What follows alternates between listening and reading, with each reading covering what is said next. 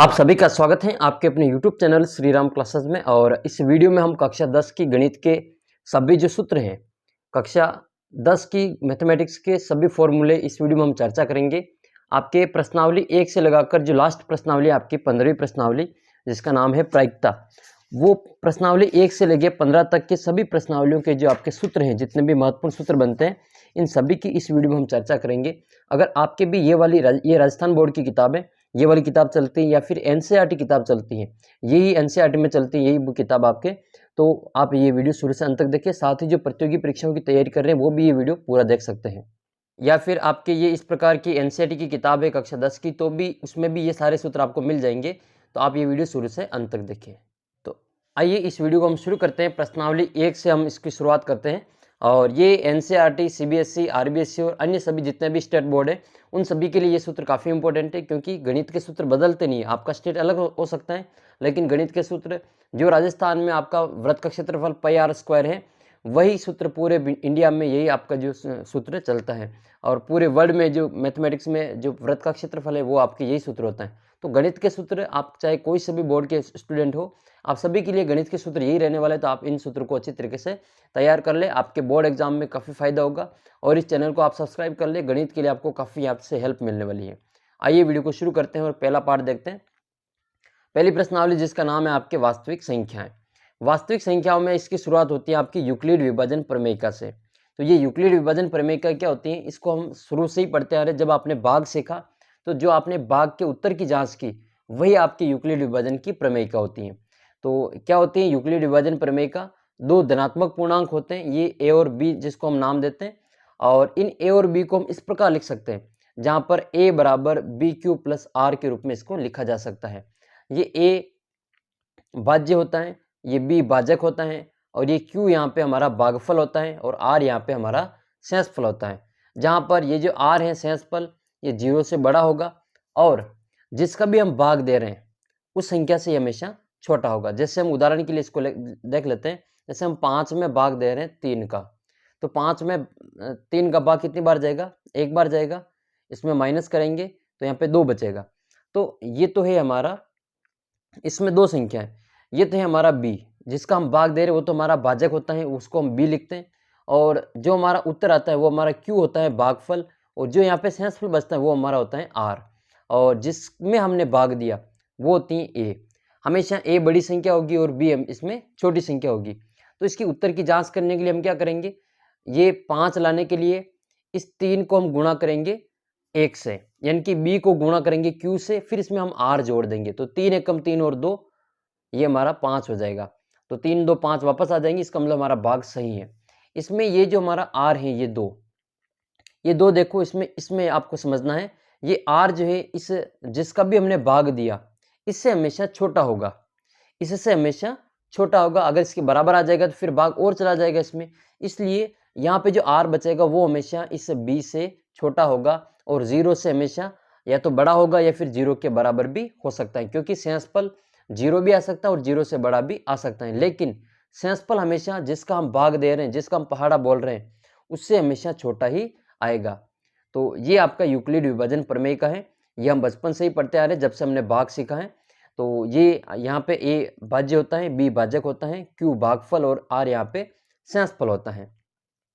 फिर आगे की इसमें हम देखते हैं परिमेय संख्या। बहुत ही इंपॉर्टेंट है ये परिमेय संख्या, जहाँ पर आप दशमलव प्रसार करना सीखेंगे इसमें। तो परिमेय संख्या क्या होती है? वे संख्याएं जिसको हम p बटा क्यू के रूप में लिख सकते हैं। यहाँ पे p बटा क्यू के रूप में लिख सकते हैं, जहाँ p और q क्या होते हैं? पूर्णांक होते हैं। और q का मान इसमें 0 नहीं होना चाहिए, ये विशेष बात आपको याद रखनी है। p बटा क्यू के रूप में लिख सकते हैं और q यहाँ पे 0 नहीं होना चाहिए। तो वो परिमेय संख्याएं कहलाती हैं। जैसे उदाहरण के लिए ये मैंने उदाहरण लिखा है 3/4, यहाँ पे p का मान 3 है और q का मान यहाँ पे 4 है।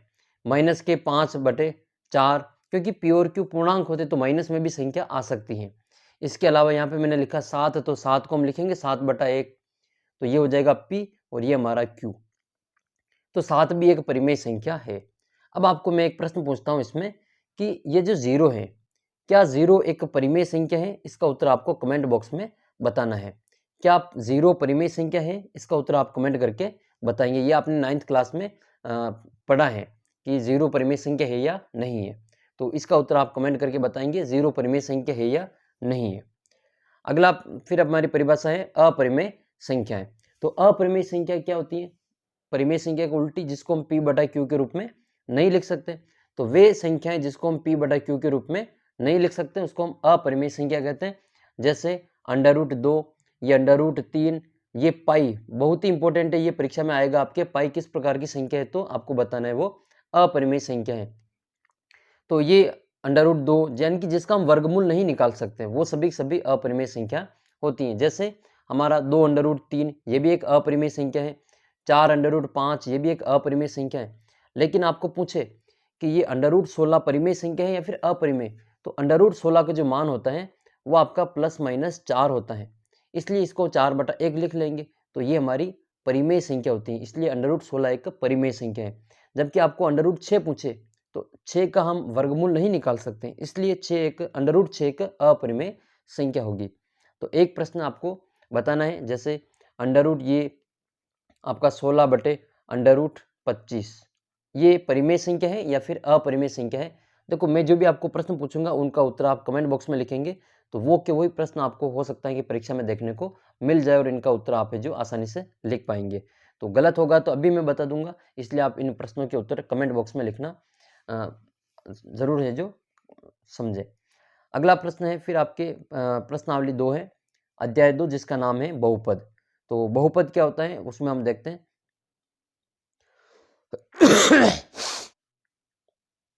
तो सबसे पहले बहुपद क्या होता है, इसमें एक बीजीय व्यंजक, जो अपने 7वीं 8वीं क्लास में पढ़ा होगा, बीजीय व्यंजक होता है जिसमें चर और अचर होते हैं। चर जो x y z ये वाली संख्या होती है x y z, और अचर में आपकी गिनती होती है 0 1 2 3 4 5, ठीक है, माइनस प्लस इन सारी संख्याओं में होती हैं। इनको जब हम इसमें 2 या 2 से अधिक पद होते हैं जिनकी घात है जो पूर्ण संख्या होती है उसको हम बहुपद कहते हैं। तो आइए सबसे पहले हम देख लेते हैं कि बहुपद की घात क्या होती है। तो बहुपद में जो चर की अधिकतम घात होती है वो बहुपद की घात कहलाती है। जैसे कोई सा भी बहुपद है, ये मैंने लिखा है यहाँ पे fx, बहुपद को हम fx लिख सकते हैं, px से लिख सकते हैं, इसको हम qx से लिख सकते हैं, इसको हम gx से लिख सकते हैं, ठीक है, ये हमारा बहुपद होगा। py से लिखेंगे तो हमारे आगे जो मान आएगा वो y के रूप में होगा, ठीक है। तो इसमें हम बहुपद का एक उदाहरण लेते हैं, बहुपद की घात क्या होती है। जैसे ये मैंने एक उदाहरण लिखा है, 3x की घात 2 प्लस 2x, इसकी घात पहुंचेगी, ये बहुपद है और इसकी घात क्या होगी। तो बहुपद की घात क्या होती है वो हम देख लेते हैं। जो बहुपद में चर हैं, चर इसमें क्या है x है, और x की अधिकतम घात कितनी, इसकी घात 2 है, इसकी घात 1 है, तो अधिकतम घात 2 है यहाँ पे, तो इस बहुपद की घात कितनी हो जाएगी, 2 हो जाएगी। तो यहाँ पे एक बहुपद है, इसमें चर x है और x की अधिकतम घात 2 है, अतः बहुपद की घात कितनी हो जाएगी, 2 हो जाएगी। इसके अलावा आपको बहुपद की परिभाषा पूछे तो आपको याद रखना है कि जिस भी बहुपद की घात पूर्ण संख्या होती है, जिस भी बहुपद की घात कैसी हो, पूर्ण संख्या हो, और 2 या 2 से अधिक पद हो तो उसको हम बहुपद कहते हैं। तो ये पूर्ण संख्या का मतलब उसकी घात 0 हो सकती है, उसकी घात 1 हो सकती है, आगे कितनी भी संख्या अनंत के रूप में हो सकती है। लेकिन बहुपद की घात कभी भी आपको माइनस में नहीं मिलेगी, ठीक है, माइनस की संख्या नहीं आनी चाहिए बहुपद की घात के रूप में। अंडर रूट वाली संख्या नहीं मिलेगी आपको, क्योंकि बट्टा वाली संख्या आपको घात के रूप में नहीं होनी चाहिए। तो ये सभी आपको देखना है। दशमलव वाली संख्या घात के रूप में नहीं होनी चाहिए। पूर्ण संख्या अगर घात के रूप में है तो वह बहुपद कहलाता है। बहुपद की घात उस चर की, बहुपद में जो चर होगा उसकी अधिकतम घात को हम बहुपद की घात कहते हैं। फिर इसमें पढ़ते हैं हम बहुपद के प्रकार। तो रैखिक बहुपद क्या होता है वो देख लेते हैं। रैखिक बहुपद का मतलब होता है कि ये ऐसा बहुपद है जिसकी घात 1 होती है, उसको हम रैखिक बहुपद कहते हैं। जैसे मैंने px लिखा, px बराबर ये 2x प्लस 1 है, ये हमारा रैखिक बहुपद है, क्योंकि इसमें बहुपद की घात 2x प्लस 1, यहाँ पे 1 इसकी घात है, और ये हमारा एक रैखिक बहुपद है। यानी कि जिस बहुपद की घात 1 होती है उसको हम रैखिक बहुपद कहते हैं। ये यहाँ पे y है, fy, तो fy बराबर 3y माइनस 1, ये भी हमारा एक रैखिक बहुपद है, क्योंकि इसमें y की घात 1 है। जिस बहुपद की घात 1 होती है उसको हम रैखिक बहुपद कहते हैं। बाकी तो आपको नाम से ही पता चल जाएगा कि कौन से बहुपद में कितनी घात है। तो यहाँ पे रैखिक बहुपद का मतलब उसकी घात कितनी हो जाएगी, 1 हो जाएगी। अगला बहुपद देखना है हमें, द्विघात बहुपद। तो ऐसा बहुपद जिसकी घात कितनी हो, 2 घात हो। तो fx बराबर हमने एक उदाहरण लिखा 2x स्क्वायर प्लस 3, ये हमारा एक द्विघात बहुपद है। इसकी कितनी घात है, 2 है, 2x की घात 2, और एक लिखा मैंने पी वाई बराबर वाई स्क्वायर प्लस 5, तो यहाँ y की घात 2 है, इसलिए ये भी एक द्विघात बहुपद है। जो भी चर होते हैं उसकी अधिकतम घात देखनी है। एक आपको द्विघात बहुपद का मानक रूप पूछ सकते हैं, या द्विघात समीकरण का मानक रूप पूछे तो भी यही होगा, बराबर में 0 लगा देना है। तो बहुपद की द्विघात बहुपद का मानक रूप पूछे तो वो हो जाएगा एफ एक्स बराबर A X square plus B X C. ये यहाँ पे द्विघात बहुपद का एक मानक रूप होता है, जिसमें आपको ये ए जो है यहाँ पे एक्स स्क्वायर का गुणांक है, बी यहाँ पे एक्स का गुणांक है और सी यहाँ पे अचर पद होता है। इसके अलावा रैखिक बहुपद का जो मानक रूप है वो भी हम देख लेते हैं। वो होता है एफ एक्स बराबर A x plus B, A x plus B. ये हमारा रैखिक बहुपद का मानक रूप होता है। यहाँ पे ए जो होता है वो एक्स का गुणांक होता है और बी यहाँ पे अचर पद होता है। जैसे यहाँ पे देख सकते हैं, ये इसमें सभी ये वाला 2x प्लस 1, 3y माइनस 1, यहाँ पर एक घात 1 है और ये हमारा लास्ट वाली संख्या अचर पद होती है। तो दोनों हमने मानक रूप देख लिए।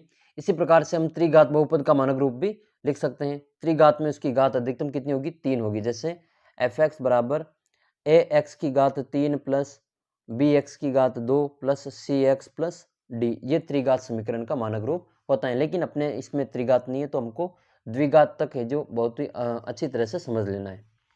अब हम देख लेते हैं कि बहुपद के शून्यक क्या होते हैं। बहुपद के शून्यक,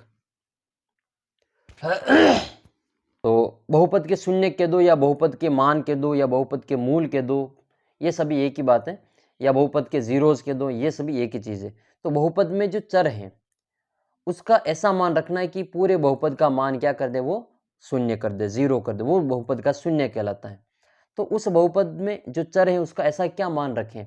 जैसे हमारे पास में एक बहुपद है एफ एक्स बराबर एक्स माइनस 2, इस x का क्या मान रखें कि उसमें से 2 घटाएं तो 0 आ जाए, वो हमारा बहुपद का शून्यक हो जाएगा, इस बहुपद का शून्यक होगा। तो आप कहेंगे कि इस x की जगह पे 2 रख दो, तो x माइनस 2 यानी कि 2 माइनस 2 बराबर 0 हो जाएगा, यानी कि यहाँ पे 2 रखने पर इसका मान 0 हो रहा है। तो x ये जो चर है इसका ऐसा मान जो इस पूरे बहुपद को शून्य कर दे, वह इसका शून्य कहलाता है। अब हो सकता है कि अलग अलग बहुपद में इसके शून्य अलग अलग आए, लेकिन वो जो x का हम मान निकालेंगे जो इसको 0 कर देता है वो उसका शून्यक कहलाता है। फिर रैखिक बहुपद के कितने शून्यक होते हैं? तो रैखिक बहुपद के हमेशा जितनी घात होती है, जिस भी बहुपद की जितनी घात होगी उसके उतने ही शून्यक प्राप्त होंगे। कोई रैखिक बहुपद है तो उसकी कितनी घात होती है? उसकी 1 घात होती है तो उसका शून्यक भी 1 ही होता है। रैखिक बहुपद का मानक रूप क्या होता है?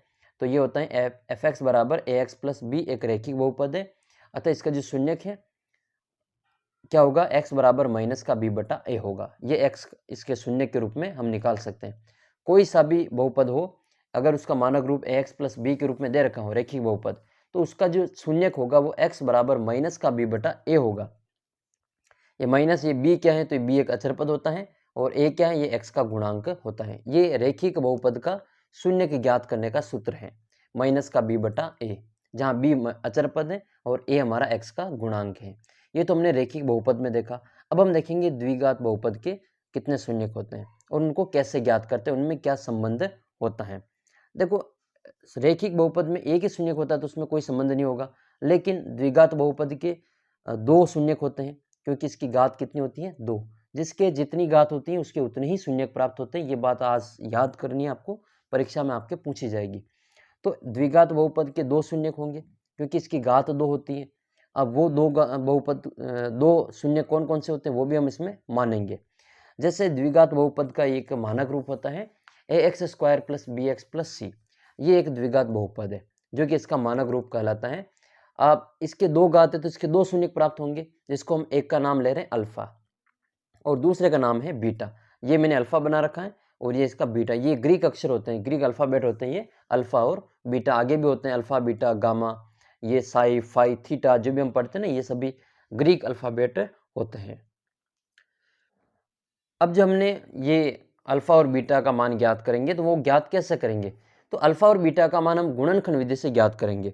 गुणनखंड विधि हमने कक्षा 8 और कक्षा 7 में समझी है। अगर आपको समझ में नहीं आता ये गुणनखंड तो आप कमेंट करके बताना, मैं आपको जो गुणनखंड करना सिखा दूंगा। कमेंट करके आप बताएंगे तो आपको ज़रूर है जो वीडियो के माध्यम से मैं समझा दूंगा। तो ये अल्फा और बीटा का मान हम गुणनखंड विधि से ज्ञात करते हैं। अब ये द्विघात समीकरण की जो या द्विघात बहुपद की जो दो शून्यक निकाले हमने अल्फा और बीटा, इनमें क्या संबंध होता है वो हम देखेंगे। ये अल्फा और बीटा में और इसके गुणांकों में, गुणांक क्या होते हैं ये हम वापस देख लेते हैं। ये देखो, ये एक्स स्क्वायर का गुणांक ए होता है, बी ये एक्स का गुणांक होता है, यहाँ पे सी अचर पद होता है। तो ये ए बी और सी इसमें और अल्फा और बीटा में क्या संबंध होता है वो हम आगे समझेंगे। तो ए बी सी का तो आपको पता चल ही गया होगा। ये एक्स स्क्वायर का गुणांक है, ये एक्स का गुणांक है और ये अचर पद है। सी क्या होता है, अचर पद। बी एक्स का गुणांक होता है, ए जो एक्स स्क्वायर का गुणांक होता है। अब हम शून्य के जो द्विघात बहुपद है उसके गुणांकों और उसके शून्यकों में संबंध देखेंगे।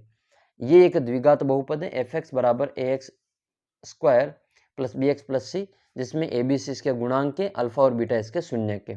तो सबसे पहले देखेंगे हम शून्यकों का योग। शून्यकों का योग क्या होता है, वो होता है अल्फा प्लस बीटा। हमने दो ही शून्यक निकाले, अल्फा प्लस बीटा। तो इसके शून्यकों का योग हम गुणांकों में कैसे याद करेंगे, तो इसका गुणांकों का जो योग शून्यकों का जो योग होता है वो माइनस का बी बटा ए होता है। ये बी क्या माना, ये बी एक्स का गुणांक है, ये माइनस आगे आएगा, और ये ए क्या है, तो ये एक्स स्क्वायर का गुणांक है। ये आपको याद कर लेना है, आगे सवाल करेंगे जब हम, तब इसमें बहुत आपके काम आएगा। तो शून्यकों का योग अल्फा प्लस बीटा बराबर माइनस का बी बटा ए होता है। पहले बी ए करेंगे, योग करेंगे, फिर गुणा करेंगे, सी ए करेंगे।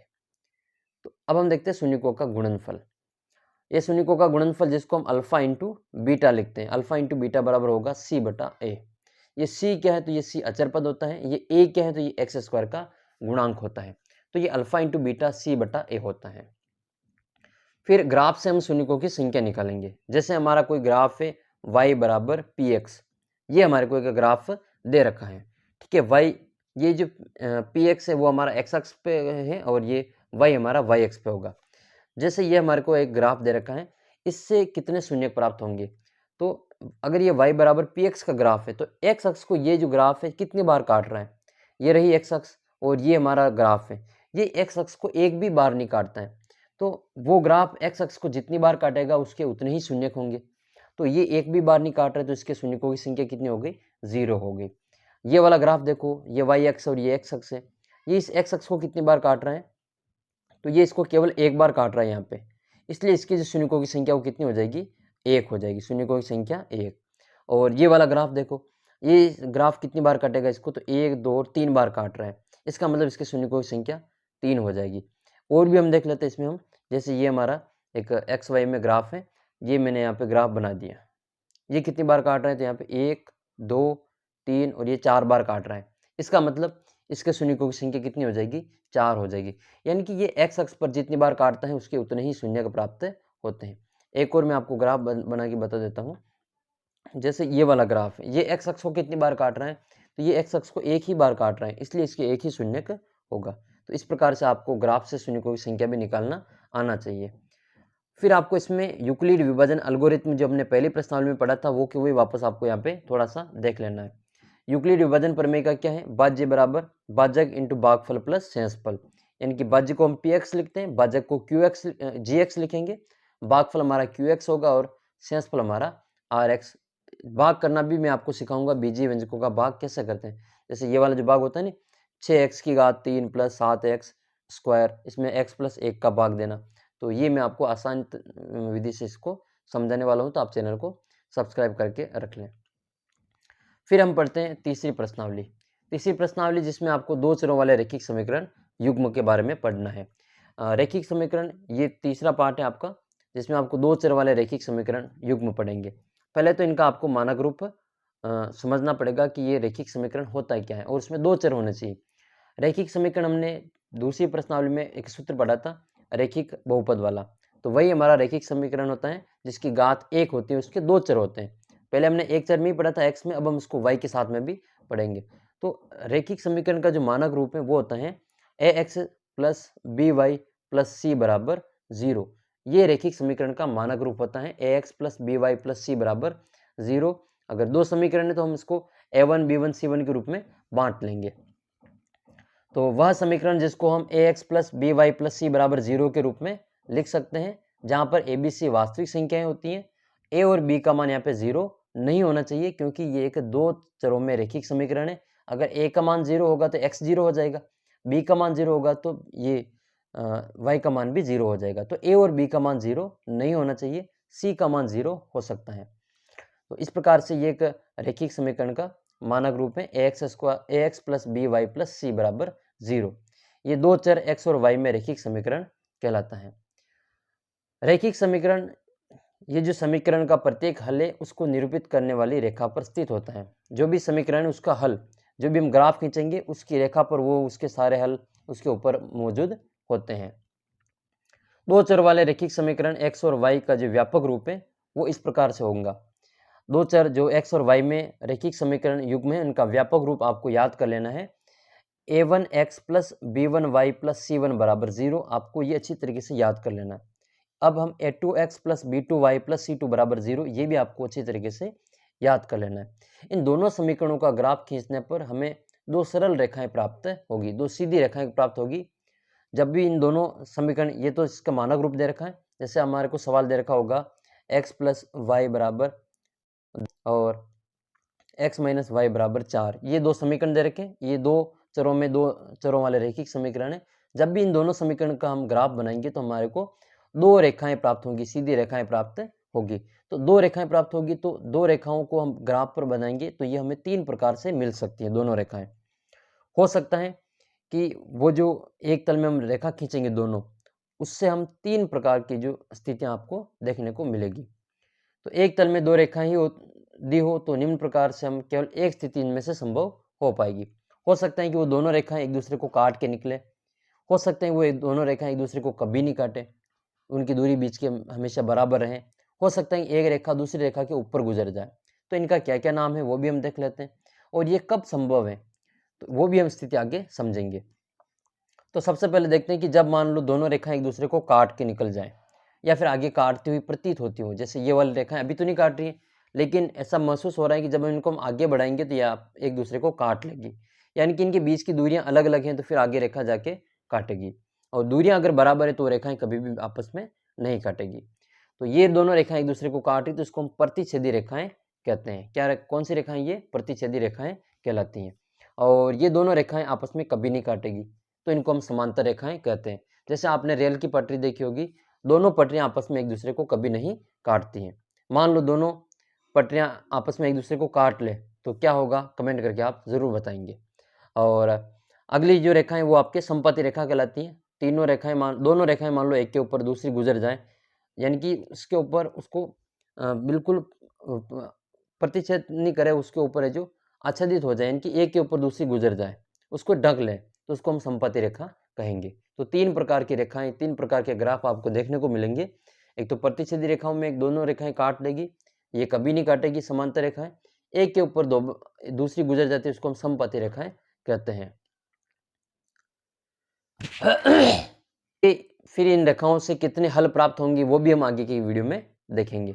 देखो रेखाओं के हल, इन दोनों समीकरण के कितने हल प्राप्त होंगे, तो वो दोनों समीकरण से जितनी रेखाएं बनेगी, दो रेखाएं बनेगी, दो रेखाएं जितनी बार काटेगी उतने ही उनके हल प्राप्त होंगे। ये कितनी बार काट रही है? एक ही बार काट रही तो उसका एक ही हल होगा जिसको हम अद्वितीय हल कहते हैं। ये समांतर रेखाएं कितनी बार काट रही है? एक भी बार नहीं काट रही है तो इसका कोई हल नहीं होगा। और ये देखो कितनी बार काट रही है संपत्ति रेखा, अनंत बार काट रही है तो इसके अनंत हल होंगे। ये हम आगे समझने वाले हैं। तो रैखिक समीकरण युग्म को जो हल होता है इसको ज्ञात करने की हमारे पास में दो प्रकार की विधियां हैं, जिसको हम बीजगणितीय विधि और ग्राफी विधि कहते हैं। ये रैखिक वैसे चार विधियां हैं, लेकिन इसको हम दो भागों में पहले बांटते हैं। तो एक तो होती है ग्राफी विधि और एक इसमें आपके बीजगणितीय विधि। तो ग्राफी विधि में तो आपको आलेखी विधि भी कहते हैं, इसको ग्राफी विधि को आलेखी विधि भी कहते हैं। ग्राफ बनाते हैं हम इसमें और इससे हम एक्स वाई का मान ज्ञात करते हैं ग्राफ से। और एक होती है आपकी बीजगणितीय विधि। तो बीजगणितीय विधि में आपकी तीन विधियां आती हैं। एक आपके प्रतिस्थापन आती है, विलोपन आती है और वज्र गुणन विधि आती है। ये तीनों ही विधियां हमें जो अलग अलग वीडियो के माध्यम से आपको मैं समझाऊंगा। ग्राफ बनाने भी मैं आपको समझाऊंगा। आप चैनल के साथ बने रहें, चैनल को सब्सक्राइब कर ले और अपनी कक्षा के बाकी के साथियों को भी इस चैनल के सब्सक्राइब करने के लिए बोले, उनके साथ ये वीडियो शेयर जरूर करें ताकि उनका भी फायदा हो। जो पास होना चाहते हैं तो उनको भी ये जो थोड़ी बहुत सहायता मिल जाए। तो ये रैखिक समीकरण युग्म को हल ज्ञात करने की चार प्रकार से हम इसके एक्स वाई के मान ज्ञात कर सकते हैं। दो प्रकार की विधियां होती हैं, ग्राफी विधि और बीजगणितीय विधि। बीजगणितीय विधि में आपको 3 विधियाँ याद करनी है, विलोपन विधि, प्रतिस्थापन विधि और वज्र गुणन विधि। फिर आपको इसमें देखना है कि ये कब कब स्थितियाँ जो बनेगी, तो यदि a1x plus b1y plus c1 बराबर 0 और a2x plus b2y plus c2 बराबर 0 हो, तो रैखिक समीकरण को प्रदर्शित करने के लिए आपको तीनों अनुपात ज्ञात करने पड़ेंगे। जो 3 स्थितियाँ उनको तीनों ही अनुपात ज्ञात करने पड़ेंगे। a1 बटा a2 करना पड़ेगा, b1 बटा b2 निकालना पड़ेगा और c1 बटा c2 निकालना पड़ेगा। इनसे फिर हम 3 प्रकार की स्थितियाँ याद करेंगे, तीनों ही अनुपात निकाल लेंगे। जब पहली स्थिति यह हमारे सामने है कि जब a1 बटा a2 ये अनुपात a1 बटा a2 ये हमारा बराबर नहीं है किसी के भी, यानी कि तीनों ही अनुपात बराबर नहीं आए, b1 बटा b2 ये इसके बराबर नहीं आए, ये c1 बटा c2 के बराबर भी नहीं आए, यानी कि ये याद करना है आपको कि a1 बटा a2 is not equal to b1 बटा b2।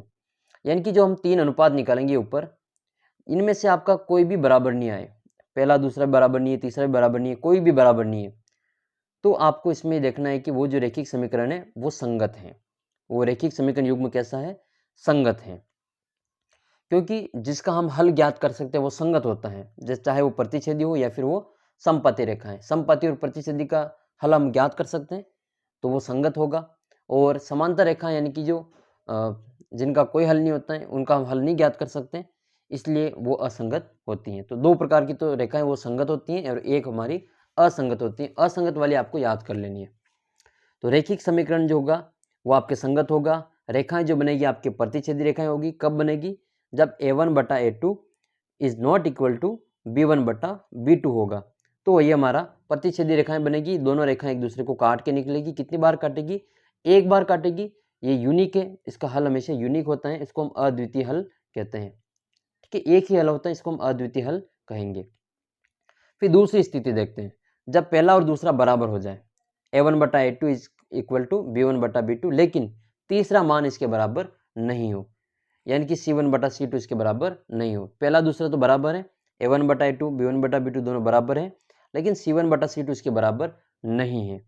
तो ऐसे रैखिक समीकरण जो युग्म होते हैं उसको हम असंगत रैखिक समीकरण युग्म कहेंगे। इसका हम कोई हल प्राप्त नहीं कर सकते, इसलिए ये असंगत होगा। रेखाएं कैसी होगी, तो वो समांतर रेखाएं होगी। कितने हल प्राप्त होंगे, कोई हल प्राप्त नहीं होगा। ये बहुत ही काम की चीजें, आपको वैसे वैसे याद कर लेनी है। तीसरा फिर आपकी स्थिति ये बनती है कि देखो पहली स्थिति में कोई बराबर नहीं, दूसरी स्थिति में 2 बराबर है और तीसरी स्थिति में तीनों ही बराबर है। ऐसे आप याद कर लेना।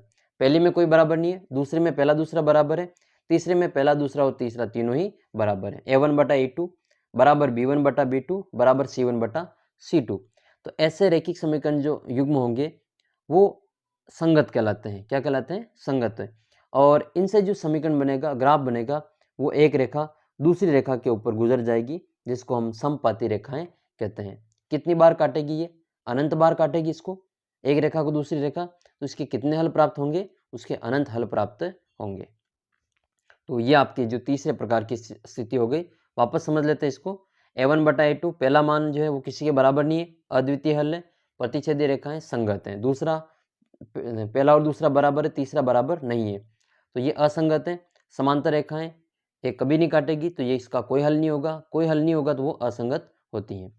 तीसरे में तीनों ही बराबर है, तो रैखिक समीकरण युग्म आश्रित संगत होता है। समपाती रेखाएं होती हैं, अनंत बार काटती हैं, तो इसके अनंत हल प्राप्त होंगे। अब हम चलते हैं आपके अगली प्रश्नावली में, जिसका नाम है आपकी चौथी प्रश्नावली। और चौथी प्रश्नावली में आपको द्विघात समीकरण पढ़ना है। जैसे हमने द्विघात बहुपद पढ़ा, वैसे वैसे द्विघात समीकरण, उसमें हमने fx पढ़ा था, इसके बराबर में हम क्या पढ़ेंगे, 0 पढ़ेंगे। ठीक है, तो ये हमारा एक द्विघात समीकरण है। इसका मानक रूप आपको याद कर लेना है। मानक रूप में क्या है, तो ax square plus bx plus c बराबर 0, ये द्विघात समीकरण का मानक रूप होता है। यहाँ पर ये एक्स स्क्वायर है ना, इसका मान कभी भी 0 नहीं होगा, यानी कि ये आगे जो गुणांक दे रखा है a, ये कभी भी 0 नहीं होना चाहिए। बाकी b और c का मान 0 हो सकता है। तो द्विघात समीकरण में कभी भी ये a का मान 0 नहीं होना चाहिए, बाकी b और c का मान 0 हो सकता है। अच्छा, द्विघात समीकरण के कितने हल प्राप्त होंगे, कितने मूल प्राप्त होंगे, तो ये भी हम इसमें आगे देखते हैं। पहले तो समझ लेते हैं कि द्विघात समीकरण के हल क्या होते हैं। जैसे हमने पिछले वीडियो में पिछले जो प्रश्नावली देखी थी, हमारी दूसरी प्रश्नावली बहुपद वाली, उसमें हमने शून्यक पढ़े थे, द्विघात बहुपद के शून्यक। वैसे ही द्विघात समीकरण के हल होते हैं। जो भी हम x का मान ज्ञात करेंगे तो x के 2 मान प्राप्त होंगे क्योंकि एक द्विघात समीकरण है।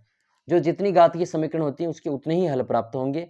इन हल को हम मूल कह सकते हैं, मान कह सकते हैं या फिर शून्यक भी कह सकते हैं।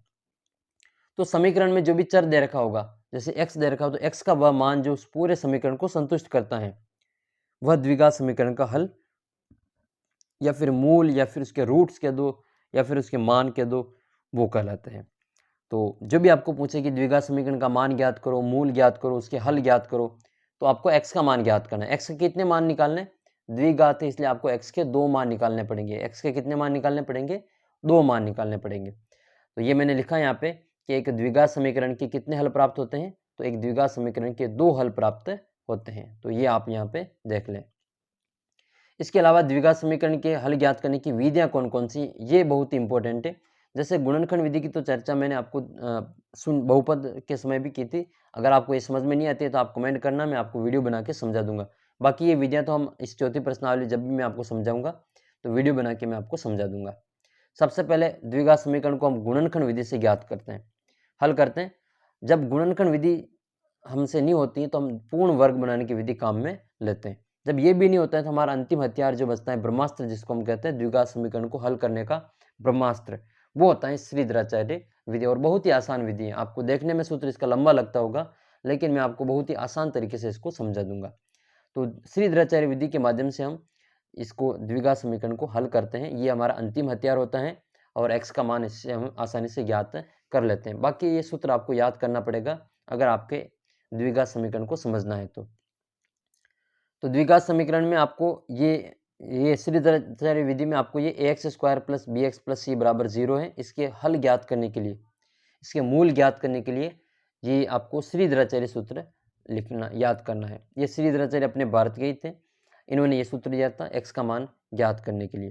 तो ये होता है हमारा श्रीधराचार्य सूत्र, x = -b, फिर प्लस माइनस लगाना है यहाँ पे, अंडर रूट करना है b² - 4ac और अपॉन में लिखना है आपको 2a।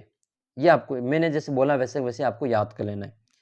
x = -b plus minus under root b² - 4ac upon 2a। 2-4 बार इसको आप बोलेंगे तो आपको अपने आप ही याद हो जाएगा। यहाँ पर जो ये लिखा हुआ है अंडर रूट के अंदर, ये b² - 4ac, इसको विविक्ति कर कहते हैं, डिस्क्रिमिनेंट कहते हैं। इसको हम d से लिखते हैं, आगे हम बताएंगे इसमें। जिस पर जो इस द्विघात समीकरण के जो मूल होते हैं उसकी प्रकृति निर्भर करती है कि मूल कैसे होंगे, वास्तविक होंगे, काल्पनिक होंगे, बराबर होंगे, अलग अलग होंगे। ये निर्भर करता है कि जो x का मान आएगा वो वास्तविक आएगा या अलग अलग आएगा, बराबर आएगा। ये सभी इस b² - 4ac के मान पर निर्भर करता है, जिसको हम विविक्ति कर कहते हैं। तो ये मैंने यहाँ पे लिखा है कि b² - 4ac, ये इसको हम d से लिखते हैं और इसको हम क्या कहते हैं, विविक्ति कर कहते हैं। परीक्षा में आ जाए कि विविक्ति कर का सूत्र लिखिए, तो ये आपको लिखना है b² - 4ac। और इसी पर जो मूलों की प्रकृति निर्भर करती है। तो द्विघात समीकरण के जो मूल है इसकी प्रकृति विविक्ति कर यानी कि d के मान पर निर्भर करती है, जिसका मान कैसे ज्ञात करते हैं, जो भी b का मान होगा उसको स्क्वायर करेंगे, उसको 4a × c करेंगे, 4ac। ठीक है, ये करके हम d का मान ज्ञात करते हैं। अब हम देख लेते हैं मूलों की प्रकृति। जो हमने आपको बताया अभी ऊपर, मूलों की प्रकृति के लिए हम विविक्ति कर ज्ञात करते हैं। तो वो d का जो मान है, ये d का मान अगर 0 से बड़ा है, या d का मान मान लो 0 से बड़ा है, यानी कि ये 1 आ जाए, d का मान 0 से बड़ा 1 आ जाए, तो मूल कैसे होंगे, वास्तविक होंगे और दोनों मूल अलग अलग होंगे। ये कैसे याद करेंगे अभी मैं आपको समझा दूंगा। तो d का मान जो भी b² - 4ac, इस d का मान अगर 0 से बड़ा आ गया, यानी कि प्लस की किसी भी संख्या आ जाए 0 को छोड़ के, 1, 2, 10, 15, 20, 100, 200, तो वो सारे के सारे d का मान ऐसे आने पर, 0 से बड़ा आने पर मूल वास्तविक होंगे और दोनों जो x के मान आएंगे वो दोनों अलग अलग आएंगे, यानी कि असमान होंगे। फिर ये बराबर से आपको याद करना है यहाँ पे बराबर, जैसे d का मान 0 के बराबर आ जाए, ठीक है, ये b² - 4ac करेंगे, इसका मान अगर 0 के बराबर आ जाए तो इसके मूल वास्तविक होंगे और दोनों ही मूल बराबर आएंगे। x के दोनों ही मान एक जैसे आएंगे, चाहे वो 1-1 आए, चाहे वो 2-2 आए, 4-4 आए, 5-5 आए, लेकिन दोनों ही मान x के एक जैसे आएंगे। फिर आपकी तीसरा इसमें आपको याद करना है, देखो 2 कंडीशन हो गई, 0 से बड़ा हो गया, 0 के बराबर हो गया। अब कैसी कंडीशन बची, 0 से छोटा वाली, यानी कि अगर मान 0 से छोटा है, 0 से छोटा का क्या मतलब है, वो 0 से छोटा का मतलब ये है कि वो संख्या है जो माइनस में आ जाए, जैसे -1, ये 0 से छोटा है। माइनस की जितनी भी संख्या आएगी d का मान, उसके मूल कभी भी वास्तविक नहीं होंगे, ये मूल हमेशा काल्पनिक होते हैं। वास्तविक नहीं होगा इसका मतलब कैसा होगा, काल्पनिक होगा। तो ये आगे आप अगर 11वीं क्लास में साइंस मैथ्स लेंगे तो वहाँ पर आपको ये वास्तविक संख्याओं के अलावा एक और संख्या देखने को मिलेगी जिसको हम काल्पनिक संख्या कहेंगे। आयोटा के रूप में इसको पढ़ा जाता है। ये आयोटा होता है। ये आप 11वीं क्लास में साइंस मैथ्स लेने वाले जो स्टूडेंट है वो इसके बारे में पढ़ेंगे।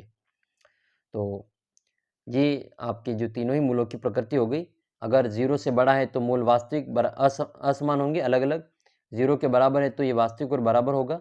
0 से छोटा है तो वो काल्पनिक होगा, उसको हम अभी कल्पना नहीं कर सकते हैं। तो ये तीनों ही आप इस प्रकार से याद कर लेना। देखो बराबर से आप याद कर लेना, 0 के बराबर तो यहाँ पे बराबर, बड़ा है तो आपके अलग अलग है, छोटा है तो वो इस दुनिया में अभी मौजूद नहीं है। हम यानी कि 10वीं क्लास में इसको नहीं पढ़ेंगे, हम 11वीं क्लास में जाके पढ़ेंगे। अब आप चलते हैं 5वीं प्रश्नावली की ओर, जिसमें आपको समांतर श्रेणी पढ़नी है। समांतर श्रेणी क्या होती है, A1 A2 B1 A1 A2 A3 A4 A5 AN तक ये चलता है। यानी कि इनके जो बीच का जो अंतर है वो सब में बराबर होता है। जैसे मैं लिखूँ यहाँ पे 2 4 6 8, तो आप इसका अगला पद बता देंगे। 2 4 6 8 के बाद में कैसा पद आएगा, तो 10 आएगा। कैसे बताया, तो इन सब में 2 2 का गैप है और सब में बराबर है, इसलिए आपने जल्दी से इसका अगला पद 10 बता दिया। तो ये एक समांतर श्रेणी थी। लेकिन मैं आपको पूछूँ कि ये 1 है, ये 7 है, ये 10 है, ये 12 है, इसका अगला पद क्या होगा, तो आप नहीं बता सकते क्योंकि इनके बीच का गैप सब में अलग अलग है। तो ये एक समांतर श्रेणी नहीं है। यानी कि बीच का गैप अगर अलग अलग है तो समांतर श्रेणी नहीं है। बीच का गैप अगर बराबर है, अंतर उनके समान है, तो उसको हम समांतर श्रेणी कहेंगे। वो जो समांतर श्रेणी के बीच का जो अंतर होता है, दो पदों के बीच का अंतर, उसको हम सार्व अंतर कहते हैं। ये सबसे पहला पद है A1, जिसको हम प्रथम पद कहेंगे। ये एन यहाँ पे nवा पद होता है और n यहाँ पे पदों की संख्या होती है कि उसमें कितने पद है। जैसे आपकी क्लास में मान लो 24 बच्चे हैं, आपकी क्लास में 24 बच्चे, तो उसमें n का मान कितना हो जाएगा, 24 हो जाएगा। जो लास्ट वाला हाजिरी नंबर है उसको हम nवा पद कहेंगे। 24वां जो होगा वो nवा पद हो जाएगा। हाजिरी नंबर 1 जो है वो आपका पहला पद हो जाएगा। और d ज्ञात करना है, तो d ज्ञात करने के लिए आपको दूसरे पद में से पहले पद को घटाना पड़ेगा, वो हमारा सार्वंतर होगा। सार्वंतर जो d होता है वो प्लस में भी हो सकता है, धनात्मक भी हो सकता है, वो माइनस में भी हो सकता है, और d का मान 0 भी हो सकता है। तो ये तीनों ही सार्वंतर की कंडीशन याद करनी है, प्लस में भी, माइनस में भी और 0 भी इसका उत्तर हो सकता है। अब हम देखेंगे nवा पद ज्ञात करेंगे। ठीक है, nवा पद ज्ञात करना है। जैसे आपके एक सवाल दे रखा है 2 2 5, ठीक है, इस प्रकार से आगे एक सवाल दे रखा है, इसका 10वां पद ज्ञात करना है। तो nवा पद ज्ञात करने के लिए हमारा सूत्र क्या है, an बराबर a plus n minus 1 into d. ये a क्या है, n क्या है, इसकी चर्चा हम ऊपर कर चुके हैं। ये आपको याद कर लेना है। वैसे ये आपको याद हो गया होगा अब तक, आपने कितनी बार सूत्र इसको काम में ले लिया होगा। तो nवा पद का सूत्र है an बराबर a plus n minus 1 into d. फिर आपको याद करना है एक प्रथम n पदों का योग। तो प्रथम n पदों का योग क्या होता है, Sn बराबर n बटा 2 2a plus n minus 1 into d. एक सूत्र तो ये होता है जब हमें पहला पद दे रखा हो, n का मान दे रखा हो, d का मान दे रखा हो, तब ये वाला सूत्र लगाएंगे। लेकिन हमारे पास में d का मान नहीं हो और लास्ट वाला पद दे रखा हो और पदों की संख्या दे रखी हो, पहला पद दे रखा हो, तो हम ये वाला सूत्र लगा लेंगे। कौन सा है ये, Sn बराबर n बटा 2 a प्लस एल, ये पहला पद है, ये अंतिम पद है, तो ये हमारा l अंतिम पद है। ये वाला सूत्र भी हम लगा सकते हैं। दोनों सूत्र की कंडीशन अलग अलग है। कौन सा सूत्र कब काम में लेंगे, ये इसमें सूत्र के अनुसार जो मान दे रखा होगा तब हम इसको काम में लेंगे। फिर हम बढ़ते हैं आगे की प्रश्नावली की ओर, जिसका नाम है त्रिभुज। छठी प्रश्नावली है और छठी प्रश्नावली में आपको त्रिभुज से संबंधित जानकारी प्राप्त करनी है। हम सभी प्रश्नावली के सूत्र इस प्रकार से देख रहे हैं। आपको ये वीडियो कैसा लगा कमेंट करके आप जरूर बताएंगे। आगे भी हम बाकी प्रश्नावली देख रहे हैं। तो छठी प्रश्नावली आपकी त्रिभुज। तो त्रिभुज में क्या होता है, इसकी परिभाषा ये है कि 3 भुजाओं से घिरी बंद आकृति को त्रिभुज कहते हैं। देखो ये तो हम बचपन से ही पढ़ते आ रहे हैं, 3 भुजाओं से घिरी हुई बंद आकृति को त्रिभुज कहते हैं। यानी कि 3 भुजा होनी चाहिए और तीनों भुजाएं आपस में बंद होनी चाहिए। वैसे तो मैं लिख लूँ ये n, क्या ये त्रिभुज है, तो ये त्रिभुज नहीं है, क्योंकि भुजा जरूर 3 है लेकिन तीनों ही भुजा बंद नहीं है।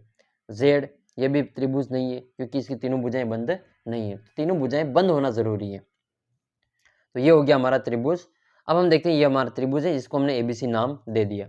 इसकी कितनी भुजाएं होती हैं, इसकी 3 भुजाएं होती हैं, जिसमें AB एक भुजा है, BC दूसरी भुजा है, AC इसकी तीसरी भुजा है। AC को हम CA भी लिख सकते हैं, AB को BA भी लिख सकते हैं। ठीक है, BC को CB भी लिख सकते हैं, इससे कोई विशेष है जो फर्क नहीं पड़ता है। तो ये 3 भुजाएं होती हैं, AB, BC और ये AC। इसके कोण कितने होते हैं? तो इसके 3 कोण होते हैं। कौन कौन से कोण है?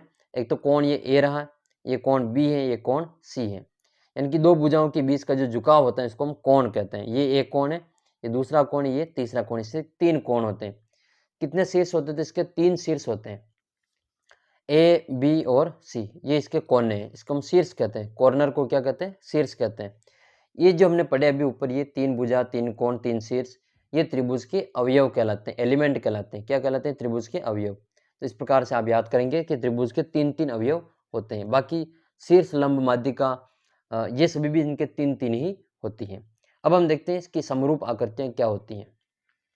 तो समरूप आकृतियां क्या होती हैं कि दो आकृतियां जिनके आकार समान हो और उसका माप का अनुपात बराबर हो। अनुपात बराबर होना चाहिए। अनुपात का माप यानी कि उनका माप बराबर होना जरूरी नहीं, उनका अनुपात बराबर होगा तो भी चलेगा।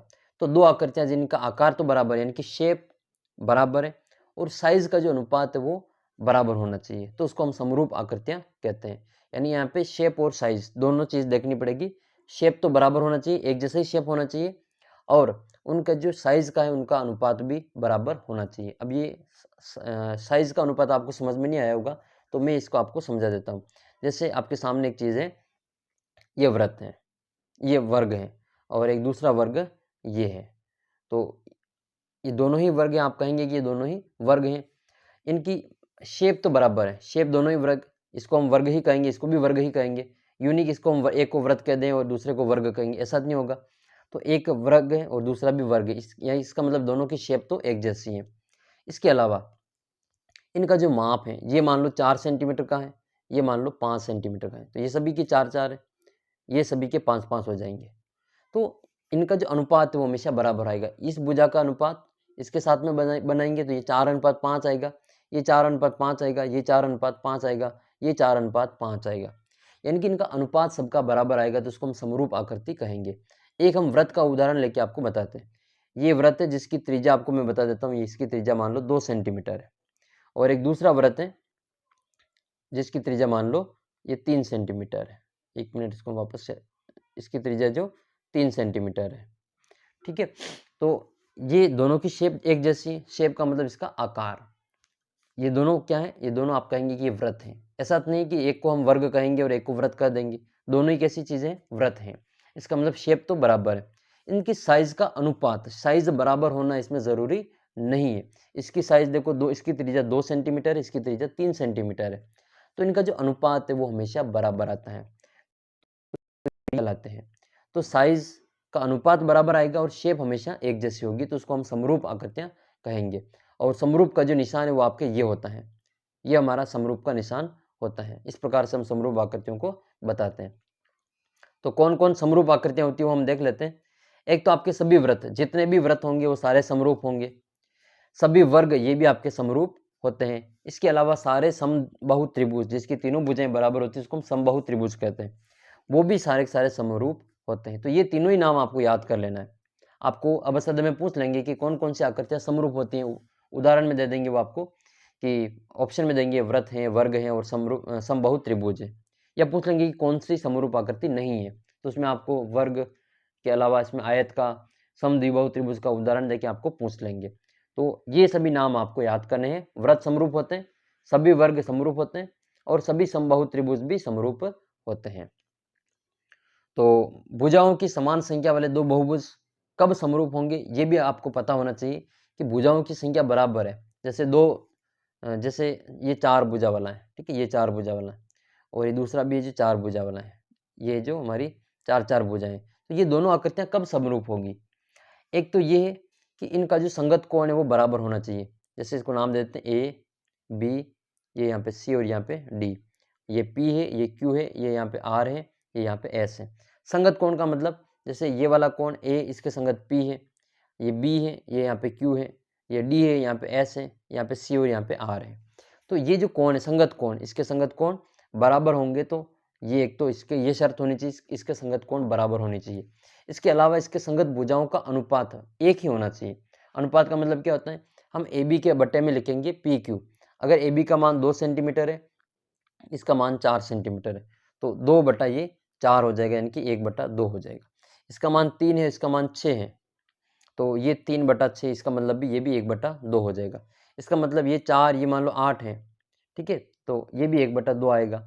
ये 5 और ये 10 है, तो ये भी 1 बटा 2 आएगा, यानी कि इनका जो अनुपात है वो हमेशा बराबर आएगा, तो वो समरूप आकृति कहलाएगी। दोनों शर्तों का पूरा होना ज़रूरी है, ये आप समझ लें। उनके संगत कोण बराबर होने चाहिए, उनकी संगत भुजाएं का जो अनुपात है वो एक ही होना चाहिए, यानी कि वो एक ही अनुपात में होनी चाहिए, यानी कि उनका अनुपात बराबर होना चाहिए। फिर आपको इसमें एक प्रमेय याद करनी है जिसका नाम है आधारभूत अनुपातिक थेल्स प्रमेय। इसका दूसरा नाम है आधारभूत अनुपातिक प्रमेय, ये इसको हम थेल्स प्रमेय के नाम से भी जानते हैं। तो थेल्स प्रमेय क्या है ये हम देख लेते हैं। तो थेल्स प्रमेय पढ़ते हैं हम पहले। किसी त्रिभुज की एक ही भुजा के समांतर, किसी त्रिभुज है उसकी एक भुजा के समांतर दो अन्य भुजाओं को अलग अलग बिंदुओं पर एक प्रतिच्छेद करने के लिए एक रेखा खींची जाए। जो एक त्रिभुज है, इसको हम वापस आपको समझा देते हैं। ये मान लो कोई एक त्रिभुज है, ठीक है, इसका नाम है ए, इसका बी है और इसका सी है। अब ये त्रिभुज है और इसकी एक भुजा, ये हम बी सी ले लेते हैं, इसकी भुजा इसके समांतर, या फिर इसके समांतर हम यहाँ पे लेंगे ये वाली रेखा। जो इस बाकी की जो दो भुजाएं ए बी और ये बी सी भुजा ली हमने, इसकी दो भुजाएं ए बी और एस सी, इसको ये अलग अलग बिंदुओं पे काटेगी। इसका नाम डी ले लेते हैं, इसका नाम ई ले लेते हैं, ठीक है। भिन्न भिन्न बिंदुओं पर काटेगी तो अन्य दो भुजाओं को एक ही अनुपात में विभाजित करेगी। तो ये जो अनुपात है ए डी और डी बी का, ए डी, ये ए डी बटे डी बी, और इसके बराबर में क्या आएगा ए ई बटे ई सी, ए ई बटे ई सी, ये अनुपात हमेशा बराबर आएगा। ये आपको याद करना है। यही थेल्स प्रमेय होती है कि ये त्रिभुज में एक भुजा है बी सी, इसके समांतर एक भुजा खींचेंगे जिसको हम डी और ई नाम देंगे। तो ये जो अनुपात होगा इसकी भुजा का अनुपात, ये ए डी और डी बी और ए ई और ई सी का अनुपात, ये हमेशा बराबर आएगा।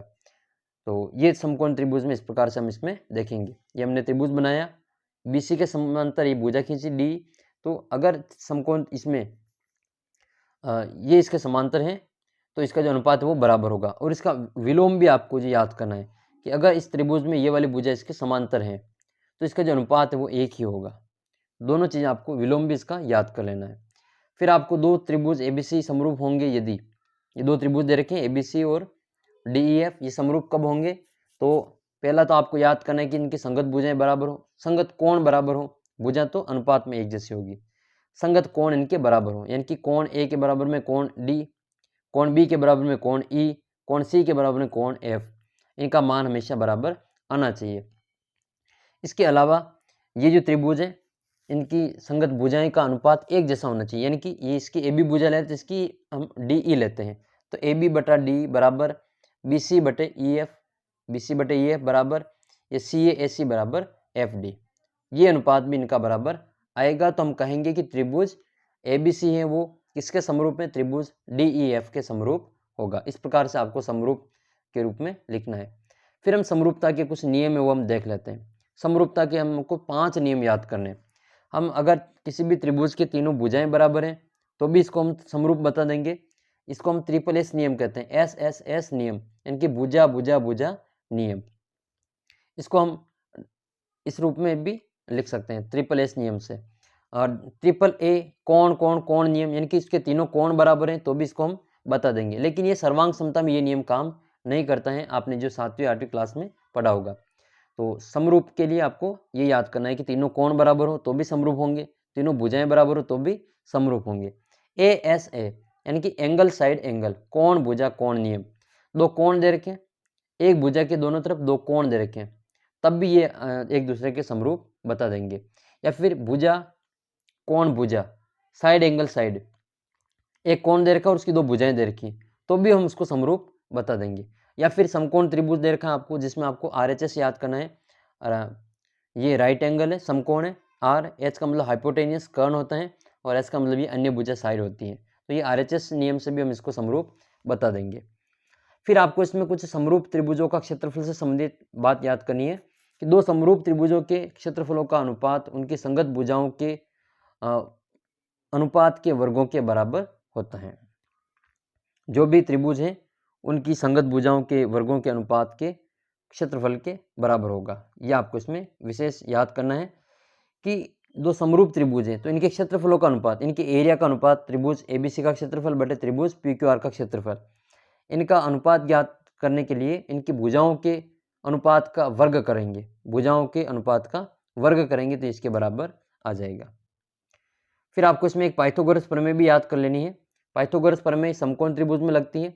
समकोण त्रिभुज ऐसा त्रिभुज जिसका एक कोण 90 डिग्री का हो, यानी कि जहाँ पर आपको एल बनता हुआ दिखाई दे तो उसको हम समकोण त्रिभुज कहते हैं। तो ये पाइथागोरस प्रमेय आपको याद कर लेनी है।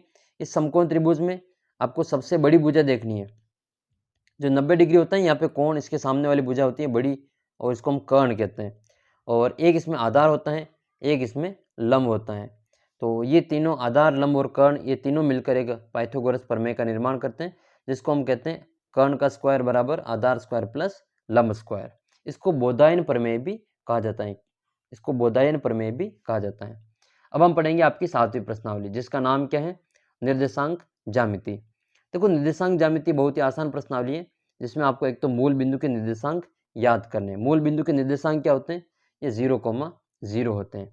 सबसे पहला प्रश्न भी आपके यही बनने वाला है कि मूल बिंदु के निर्देशांक लिखे तो आप लिखेंगे 0,0। इसके अलावा आपको एक निर्देश तंत्र याद करना है। ये एक्स अक्ष है, ये वाई अक्ष है, ये एक्स डैश है और ये वाला वाई डैश है। यहाँ पे एक्स प्लस होता है और वाई भी प्लस होता है। यहाँ पे एक्स माइनस होता है, वाई प्लस होता है। यहाँ एक्स और वाई दोनों माइनस होते हैं, एक्स प्लस होता है और वाई माइनस होता है। इसको प्रथम चतुर्थांश कहते हैं, इसको द्वितीय कहते हैं। ये हमारा तृतीय चतुर्थांश होता है, ये हमारा चौथा चतुर्थांश होता है। इस प्रकार से आपको इसमें याद करना है।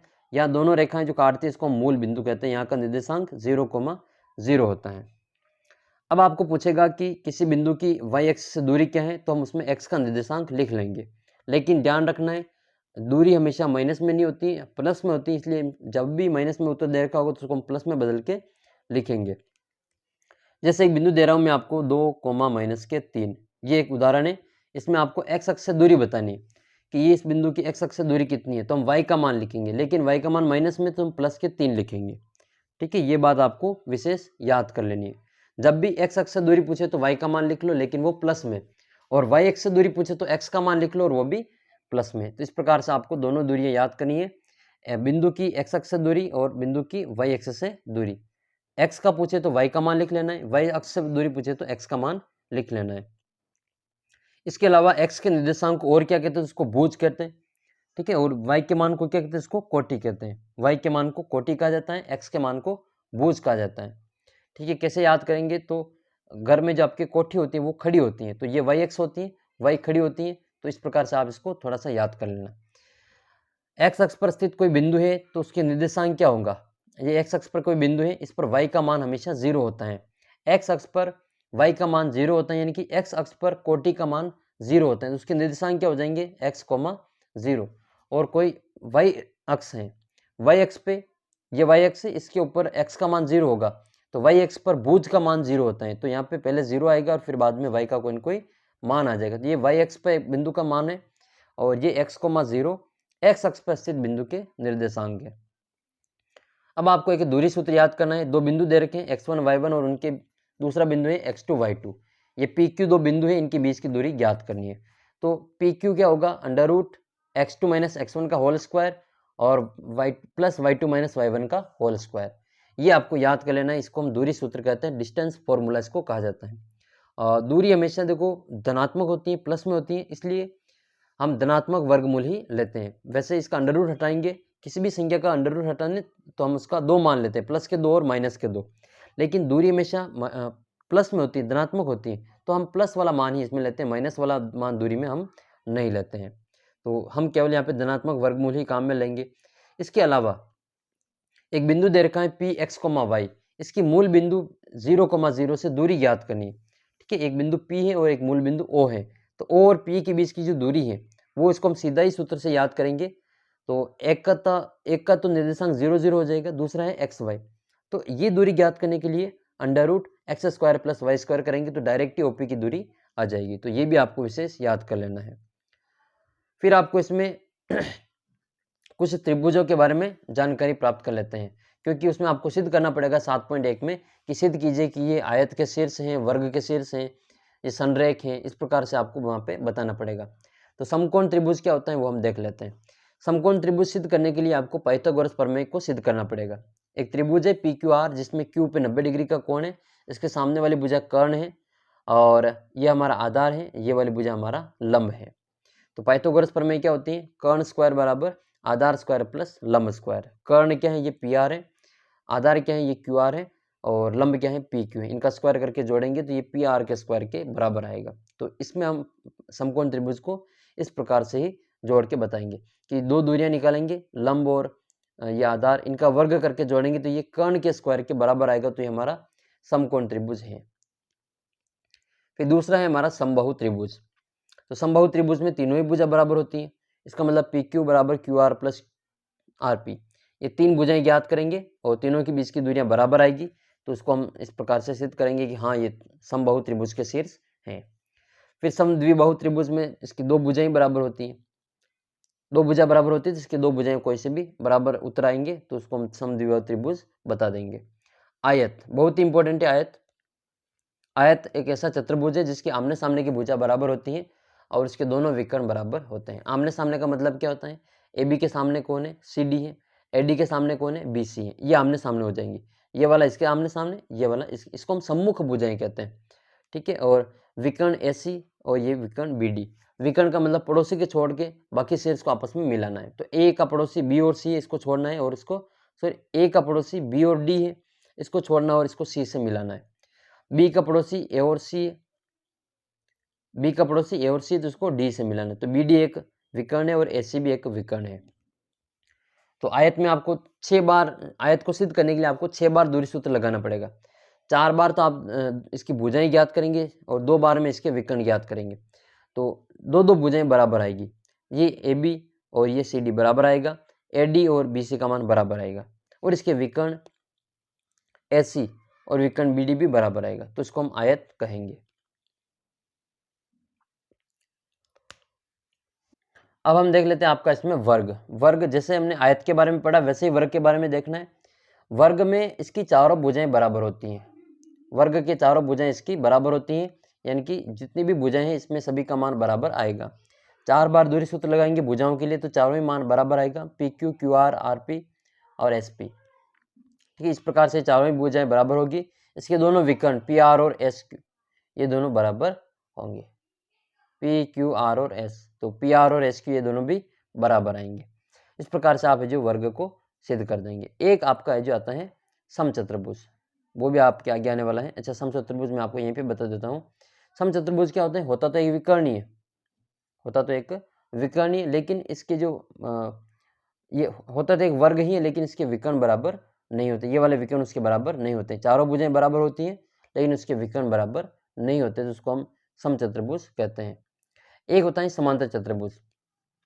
समांतर चतुर्भुज में आमने सामने की भुजा बराबर होती है लेकिन उसके विकर्ण बराबर नहीं होते हैं। तो दोनों याद करना है। समचतुर्भुज और समांतर चतुर्भुज में विकर्ण बराबर नहीं होते हैं, जबकि वर्ग और समचतुर्भुज लगभग सेम है। आयत और समांतर चतुर्भुज लगभग सेम है, केवल उनके विकर्ण के लेकर अलग अलग मान्यता है।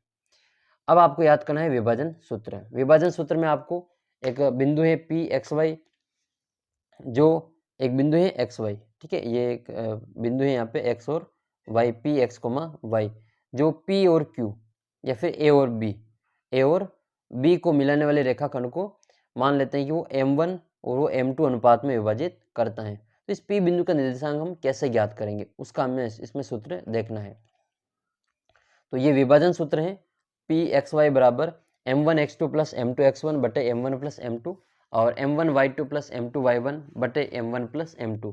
ये हमारा विभाजन सूत्र है और ये अंतर विभाजन सूत्र के रूप में जाना जाता है। बाह्य विभाजन के सूत्र में आपको इस प्लस की जगह पे केवल माइनस करना है और अपने केवल अंतर विभाजन सूत्र ही काम आएगा। तो ये आप केवल अंतर विभाजन सूत्र ही याद रखना। और एक आपका मध्य बिंदु का निर्देशांक, जब हमारा M1 और M2 का मान बराबर हो, M1 अनुपात M2 बराबर हो, तो उसको हम मध्य बिंदु के रूप में याद करेंगे। PXY बराबर x1 प्लस x2 बटा 2, y1 प्लस y2 बटा 2, ये मध्य बिंदु का सूत्र है, मध्य बिंदु ज्ञात करने का सूत्र है। एक फिर आपको त्रिभुज का क्षेत्रफल ज्ञात करने का सूत्र देखना है।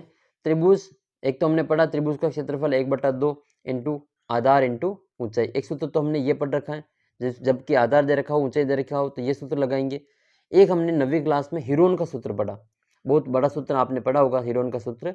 वो त्रिभुज में सबसे पहले एस ज्ञात करते हैं, ए प्लस बी प्लस सी बटे में 2, एस ज्ञात करते हैं, फिर अंडर रूट लगा के एस कोष्टक S minus A, S minus B, S minus C, ये वाला हीरोन का सूत्र होता है। ये हमने 9th क्लास में ये 12वीं प्रश्नावली थी, अगर आपको याद हो तो कमेंट करके बताना। तो ये 12वीं प्रश्नावली में हमने पढ़ा था ये। और अब हम इसमें ये 2 सूत्र हमने पढ़ रखे हैं त्रिभुज का क्षेत्रफल ज्ञात करने का। लेकिन हमारे 7वीं प्रश्नावली में त्रिभुज का क्षेत्रफल अलग सूत्र से ज्ञात करना पड़ेगा, क्योंकि उसके तीनों ही शीर्ष दे रखे होंगे। ये हमारा ए से x1 y1 है, और फिर हमारी ये x2 y2 है, ये हमारा x3 y3 है। तो ये तीनों ही शीर्ष दे रखे हो, तब हम इसका सूत्र लगा के इसको हम क्षेत्रफल ज्ञात करेंगे। तो त्रिभुज ABC का क्षेत्रफल, त्रिभुज ABC का क्षेत्रफल बराबर 1/2 x1 ये y2 minus y3 plus x2 y3 minus y1 plus x3 y1 minus y2, और इनको मॉड में बंद करेंगे, क्योंकि क्षेत्रफल हमेशा प्लस में आता है, तो ये माइनस में आएगा तो भी इसका उत्तर हम प्लस में बना के लिखेंगे। जैसे इसका उत्तर मान लो -2 आता है, तो इस मोड से बाहर निकालेंगे, जिसको हम प्लस का 2 लिखेंगे। ये आपको विशेष इसमें याद करना है। और क्षेत्रफल को हम किस में लिखते हैं? वर्ग इकाई में लिखते हैं, वर्ग मीटर में, वर्ग सेंटीमीटर में, वर्ग किलोमीटर में, इसलिए यहाँ पे वर्ग इकाई लिखना आपको ज़रूरी है। तो क्षेत्रफल में आपको ये सूत्र याद करना है, आसान है, 1/2 लिखना है, और ये पहले x1 x2 x3 लिख लेना है, प्लस लगा के x1 x2 x3, कोष्टक लगा के 1 आ गया तो ये y2 माइनस y3, ये y3 माइनस y1 और y1 माइनस y2। इस प्रकार से पूरा सूत्र आपको याद कर लेना है। बहुत ही महत्वपूर्ण प्रश्नावली है आपके 8वीं, जिसका नाम है त्रिकोणमिति का परिचय। और 12 नंबर की 2 प्रश्नावलियां हैं आपके 8वीं और 9वीं, तो आपको इसको अच्छी प्रकार से समझ लेना है। तो सबसे पहले देखते हैं इसमें अध्याय 8वीं प्रश्नावली, त्रिकोणमिति का परिचय। होती क्या है ये त्रिकोणमिति? तो त्रिकोणमिति गणित की एक ऐसी शाखा है जिसमें त्रिभुज की भुजाओं एवं कोणों के बीच में अध्ययन किया जाता है। जो त्रिभुज है, समकोण त्रिभुज, उसकी भुजाओं और उसके कोणों के बीच का अध्ययन किया जाता है। तो सबसे पहले देखते हैं समकोण त्रिभुज। तो समकोण त्रिभुज में एक ऐसा त्रिभुज है जिसका एक कोण समकोण यानी कि 90 डिग्री का होता है। तो ये त्रिभुज है PQR, जिसमें Q कोण कितने डिग्री का है? 90 डिग्री का है। तो ये समकोण त्रिभुज है PQ और R, जिसमें Q बराबर 90 डिग्री का कोण है। और 90 के सामने जो भुजा होती है उसको हम कर्ण कहते हैं, 90 के सामने वाली भुजा को कर्ण कहते हैं। और एक आधार होता है और एक हमारा लंब होता है। लेकिन इसमें आपको लंब और आधार चेंज होते रहेंगे, कर्ण तो सेम ही रहेगा, ये यहीं पे आएगा, लेकिन आधार और कर्ण अपने स्थान बदलते रहेंगे, वो कोण पर निर्भर करता है। अगर हम कोण यहाँ पे थीटा ये R पे ले रहे हैं तो इसके सामने वाला लंब हो जाएगा, और जब हम कोण P पे लेंगे तो इसके सामने वाला ये लंब हो जाएगा। ये दोनों बातें आपको याद कर लेनी है। थीटा के सामने वाला लंब हो जाएगा, 90 के सामने वाला कर्ण हो जाएगा, बचा हुआ हमारा आधार हो जाएगा। फिर इन 3 भुजाओं से हमको 6 अनुपात प्राप्त होते हैं। ये लंब, कर्ण और आधार लिखे ना, इनसे हमको 6 अनुपात प्राप्त होते हैं। कौन कौन से अनुपात प्राप्त होते हैं? ये हो सकता है कि ये लंब बटा कर्ण है, आधार बटे कर्ण है, लंब बटा आधार है, कर्ण बटे लंब, कर्ण बटे आधार और आधार बटे लंब। फिर इनसे इन 6 ही अनुपात को एक विशेष नाम दिया जाता है, जो आपको इसी क्रम में याद करना है। आपको याद करना है लंब बटा कर्ण, जिसको हम साइन थीटा कहते हैं, आधार बटे कर्ण जिसको कोस थीटा कहते हैं, लंब बटे आधार जिसको टेन थीटा कहते हैं, और कर्ण बटे लंब ये कोसेक थीटा होता है, कर्ण बटे आधार ये सेक थीटा होता है, आधार बटे लंब ये आपका कोट थीटा होता है। और ये सभी मैं आपको एक ट्रिक के माध्यम से भी समझा दूंगा कि इसको कैसे याद करना है। आपको इनको एक ही क्रम में याद करना है। सबसे पहले साइन, कोस, टेन, फिर आपको याद करना है कोट, सेक और कोसेक। आपको इनको इसी क्रम में याद करना है, साइन, कोस, टेन, फिर आपको याद करना है कोट, सेक और कोसेक। इसी क्रम में आपको याद कर लेना है।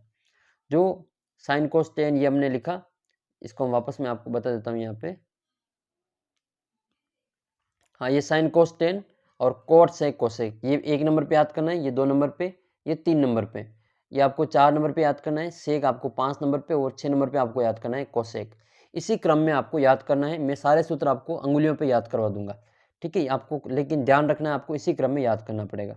तो आपका जो पहला है वो छठे का उल्टा होगा, पहला इसको लिखेंगे क्रम से, ये फर्स्ट वाला लास्ट वाले का उल्टा होता है, दूसरे वाला ऊपर से दूसरे वाला, नीचे से दूसरे वाला का उल्टा होगा, वो बीच वाला बीच वाले का उल्टा होगा। हाँ, तो इसमें ये sine, cos, tan, cot, sec, cosec इसी क्रम में आपको याद करना है। और ये याद कैसे करेंगे, ये लंब बटा कर्ण साइन होगा, आधार बटे कर्ण कोस होगा, लंब बटे आधार टेन होगा, कर्ण बटे लंब कोसेक, कर्ण बटे आधार सेक, आधार बटे लंब कोट। ये भी आसानी से मैं आपको याद करवा देता हूँ। आपको ये टेबल याद करनी छोटी सी, जिसमें आपको लिखा हुआ है एल एल के ए। इसको हम पढ़ेंगे लाल और इसको पढ़ेंगे कक्का। ये एल का मतलब लंब है, के का मतलब कर्ण है, ए का मतलब आधार है। सबसे पहले ये लाल कक्का का एल बटा के यानी कि लंब बटा कर्ण, ये आपका होता है साइन थीटा। आधार बटे कर्ण ये होता है कोस थीटा, और लंब बटे आधार ये होता है आपका टेन थीटा। इसको याद कर लेना है। फिर इनका उल्टा, टेन का उल्टा एक कोट होता है, तो कोट हो जाएगा आपका आधार बटे लंब, इसको नीचे वाले को ऊपर पढ़ना है। इससे सेक हो जाएगा कर्ण बटे आधार, और कोसेक होगा कर्ण बटे लंब। इस प्रकार से आप इसको याद कर सकते हैं। इस छोटी सी टेबल में आपके 6 ही सूत्र याद हो जाएंगे। तो ये साइन का कोसेक उल्टा होता है, कोस का सेक उल्टा होता है, और टेन का कोट होता है। तो ये हम व्युत्क्रम वाले सूत्र भी आगे देखेंगे, लेकिन ये अनुपात आप इस प्रकार से याद करेंगे। साइन का लंब बटे कर्ण, कोस का आधार बटे कर्ण, टेन का लंब बटे आधार है, और कोट का इसका उल्टा याद कर लेना है, आधार बटे लंब, सेक का कर्ण बटे आधार, कोसेक का कर्ण बटे लंब है। अब आपको आगे के सूत्र देखते हैं। वो जो मैंने अभी सूत्र लिखे वो सभी आपको याद हो जाएंगे। पहले वाला लास्ट वाले का उल्टा, यानी कि साइन कोसेक का उल्टा होता है, कोसेक साइन का उल्टा होगा। कोस सेक का उल्टा है, सेक कोस का उल्टा हो जाएगा। टेन कोट का उल्टा है, कोट टेन का उल्टा होगा। यानी कि 1 के अपॉन में लिखेंगे, इसको हम उल्टे के रूप में याद कर लेंगे। साइन को 1 बटा कोसेक लिख सकते हैं, कोसेक को 1 बटा साइन लिख सकते हैं, कोस को 1 बटा सेक, सेक को 1 बटा कोस, टेन को 1 बटा कोट, कोट को 1 बटा टेन। इस प्रकार से लिखेंगे 6 सूत्र। और आपको 2 सूत्र और याद करने हैं, टेन को साइन कोस में और कोट को भी साइन कोस में। टेन को लिखेंगे साइन बटा कोस, और कोट जो होता है वो टेन का उल्टा होता है, तो इसका उल्टा क्या होगा, कोस बटा साइन हो जाएगा। फिर आपको कुछ सरल समीकरण वो आपको याद करनी है। Sine square theta plus cos square theta बराबर 1 होता है, और एक बार हम साइन का भाग देंगे तो ये 1 प्लस कोट स्क्वायर थीटा बराबर कोसेक स्क्वायर थीटा आ जाएगा। दूसरी बार हम कोस स्क्वायर का भाग देंगे तो ये 1 plus tan square theta plus sec square theta आ जाएगा। ये तीनों ही सरल समीकरण आपको याद करनी है। इसके अलावा कुछ पूरक सूत्र वो आपको याद करना है। पहले देख लेते हैं पूरक कोण क्या होता है। तो ऐसे दो कोण ए और बी, ऐसे दो कोण हैं जिनका योग कितना होता है, 90 डिग्री होता है, उसको हम पूरक कोण कहते हैं। एक मान लो थीटा है तो दूसरा क्या होगा, 90 माइनस थीटा होगा। तो ये थीटा का पूरक कोण कितना होता है, 90 माइनस थीटा। यानी कि एक कोण 20 डिग्री का है तो दूसरा 90 माइनस 20 होगा, यानी कि वो 70 डिग्री होगा। इन दोनों की जोड़ 90 हो रही है, इसका मतलब 20 और 70 पूरक कोण है। तो ये पूरक सूत्र आपको याद करना है। पूरक में पड़ोसी याद करने आपको, पूरक में पड़ोसी मैंने आपको बताया कि sine cos tan cot sec cosec, इसी क्रम में आपको याद करना है। तो साइन के साथ में आपको कोस याद करना है, टेन के साथ में कोट, सेक के साथ में कोसेक। एक तो मैंने आपको उल्टे याद करवाए, अब पूरक में पड़ोसी याद करना है। तो पड़ोसी का मतलब साइन का पड़ोसी कोस, टेन का कोट, सेक का कोसेक। और ये साइन थीटा बराबर क्या होगा, कोस 90 माइनस थीटा। थीटा की जगह पे 90 माइनस थीटा लिखना है। साइन थीटा बराबर ये cos 90 minus theta, cos theta बराबर sine 90 minus theta. Tan theta बराबर cot 90 minus theta, cot theta बराबर tan 90 minus theta. Cosec theta बराबर सेक 90 माइनस थीटा, और सेक थीटा बराबर कोसेक 90 माइनस थीटा। पड़ोसी लिख के थीटा की जगह पे 90 माइनस थीटा लिख देना है। ये sine cos tan cot sec और कोसेक इसी क्रम में आपको याद करना है। ये हुआ आपका प्रश्नावली 8। इसमें आपके इतने सारे सूत्र थे, वो सब भी मैंने आपको बता दिए। 9वीं प्रश्नावली आपके त्रिकोणमिति के अनुप्रयोग है, उसमें कोई इतने ज़्यादा सूत्र है नहीं, तो 8वीं प्रश्नावली के आधार पर ही 9वीं प्रश्नावली को हम पढ़ेंगे। और आपको गणित, अगर आपको डर लगता है तो आप जुड़े चैनल के साथ में, आपको धीरे धीरे एहसास होगा कि गणित बहुत ही आसान है। मैं आपको वीडियो के माध्यम से धीरे धीरे सारी प्रश्नावलियाँ सोल्व करवाने वाला हूँ। तो 10वीं प्रश्नावली जिसका नाम है आपका वृत्त। वृत्त यानी कि सर्कल। ये वाली जो आकृति आपके सामने बन रही है, ये वाली वृत्त कहलाती है। ये वाली आकृति क्या कहलाती है, वृत्त कहलाती है। तो चूड़ी है, वृत्त का रूप ही है चूड़ी भी। तो वृत्त क्या होता है, एक तल में उन बिंदुओं का एक समूह होता है जो एक नियत बिंदु से अचर दूरी पर होते हैं। यानी कि एक तल है यहाँ पे, ये पूरा जो मोबाइल स्क्रीन है वो अपना तल है, और इसमें एक आकृति बन रही है, ये वृत्त है। तो ये एक नियत बिंदु, इसको यहाँ पे नियत बिंदु है, ये वाला नियत बिंदु। यहाँ से एक नियत दूरी पर ये बिंदुओं का समूह होता है जो दूरी में हमेशा बराबर होते हैं। ठीक है, तो जो नियत बिंदु है उसको हम वृत्त का केंद्र कहते हैं। जो अचर दूरी लेते हैं उसको हम त्रिज्या कहते हैं। तो ये एक नियत बिंदु है जिसको हम ओ वृत्त का केंद्र कहेंगे, और ये पी, ओ और पी के बीच की दूरी वृत्त की त्रिज्या कहलाती है। वृत्त की त्रिज्या जो होती है वो व्यास की आधी होती है, यानी कि व्यास में 2 का भाग देंगे तो त्रिज्या आ जाएगा, और व्यास जो होता है वो त्रिज्या का डबल होता है। ये कोई वृत्त है, ये वृत्त है, इसके अंदर ये वाला इसका केंद्र है, ये ए, यहाँ से पूरी इसकी दूरी है, ये व्यास है, यहाँ पे ओ है, यहाँ पे ए और ये बी। ये जो ए बी है ये इस वृत्त का व्यास होता है, और ये वृत्त की सबसे बड़ी जीवा होती है व्यास। जीवा क्या होती है? वृत्त के ऊपर 2 बिंदु हैं ए और बी, इनको मिलाने वाला सीधा रेखाखंड व्यास जीवा कहलाता है। तो ये वृत्त की सबसे बड़ी जीवा होती है व्यास। फिर आपको देखना है इसमें स्पर्श रेखा। स्पर्श रेखा क्या होती है? स्पर्श रेखा वृत्त को केवल एक ही बिंदु पर स्पर्श करती है, उसको हम स्पर्श रेखा कहते हैं। और एक होती है छेदक रेखा, जो वृत्त को 2 बिंदु पर काट के निकलती है, उसको हम छेदक रेखा कहते हैं। तो एक वृत्त के ऊपर कितनी स्पर्श रेखा खींच सकते हैं? तो वृत्त के ऊपर एक बिंदु से, तो वृत्त के ऊपर कोई एक बिंदु है तो वहाँ एक बिंदु से तो हम एक ही स्पर्श रेखा खींचेंगे।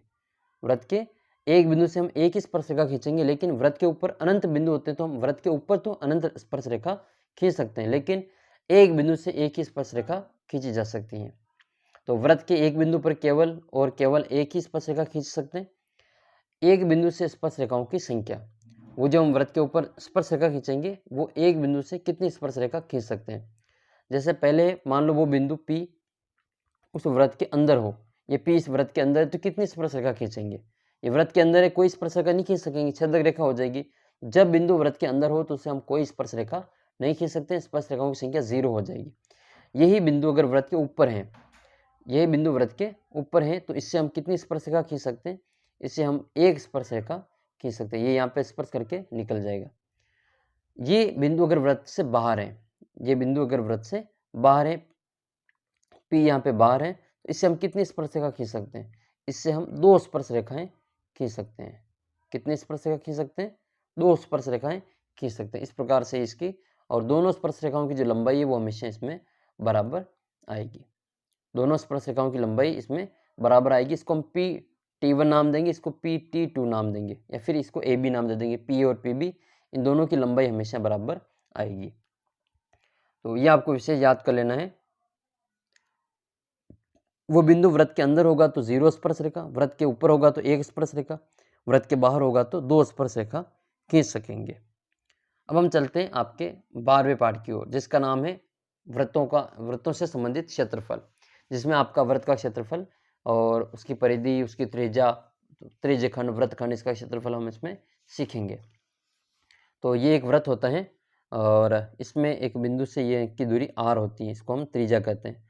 पूरी दूरी व्यास होती है। तो वृत्त का क्षेत्रफल, त्रिज्या, परिधि सब ज्ञात करने के लिए सबसे पहले हम इसकी त्रिज्या देखेंगे। व्यास दे रखा होगा तो उसको हम त्रिज्या में बदलेंगे। तो सबसे पहले अगर किसी का व्यास दे रखा है तो व्यास में 2 का भाग देके हम त्रिज्या ज्ञात करेंगे। तो क्षेत्रफल क्या होता है वो देख लेते हैं। जैसे एक आपके सामने का मैंने वृत्त बना दिया, इसमें जो ये एरिया है पूरा, जितनी जगह पे ये बना हुआ है, ये इसका क्षेत्रफल कहलाता है। ये इसका क्षेत्रफल कहलाता है। जैसे ये कोई खेल का मैदान है, ये क्रिकेट का ग्राउंड है, इसमें ये मान लो घास लगी हुई है, तो ये घास जितनी जगह में लगी हुई है वो उसका वृत्त का क्षेत्रफल कहलाता है। ठीक है, ये इस वृत्त का क्षेत्रफल हो जाएगा। और दूसरी होती है वृत्त की परिधि। जैसे मान लो ये कोई वृत्त है, इस वृत्त के चारों ओर आपको एक बाउंड्री बनानी है। ठीक है, ये खेल का मैदान है, इसके चारों ओर बाउंड्री बनानी है, तो ये इसका परिधि कहलाती है। एक चक्कर लगाने में जितनी दूरी तय करेंगे वो इसकी परिधि के बराबर होगा। जितनी जगह में बना हुआ है उसका क्षेत्रफल है। तो क्षेत्रफल का सूत्र क्या होता है? पाई r स्क्वायर। पाई हमने पहली प्रश्नावली में पढ़ा, एक अपरिमेय संख्या होती है, अपरिमेय संख्या होती है। इसका मान लगभग 22/7 के बराबर होता है।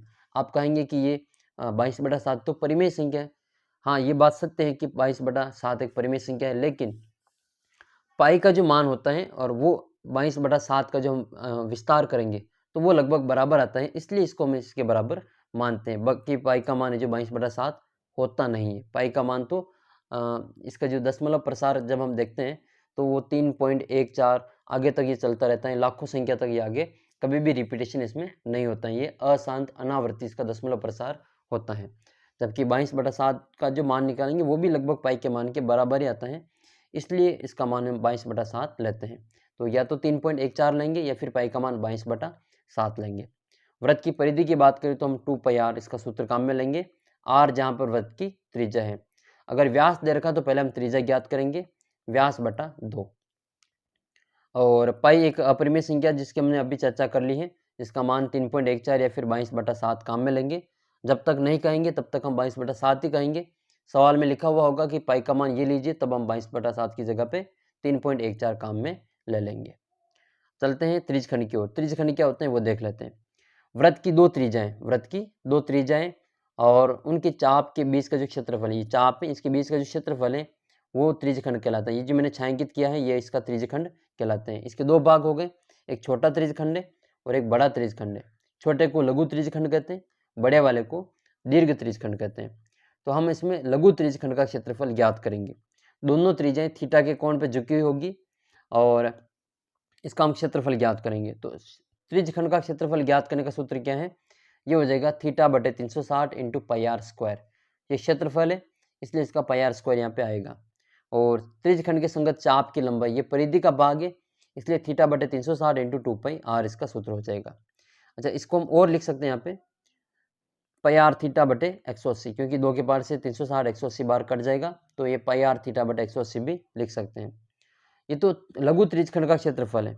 अगर हमको दीर्घ त्रिज्यखंड का क्षेत्रफल ज्ञात करना है, ये बचे हुए भाग का, तो इसका क्षेत्रफल ज्ञात करने के लिए पूरे का क्षेत्रफल ज्ञात करेंगे, इसमें से लघु वाले का माइनस कर लेंगे। तो ये सूत्र आपको याद कर लेना है, वृत्त का क्षेत्रफल माइनस लघु त्रिज्यखंड का क्षेत्रफल।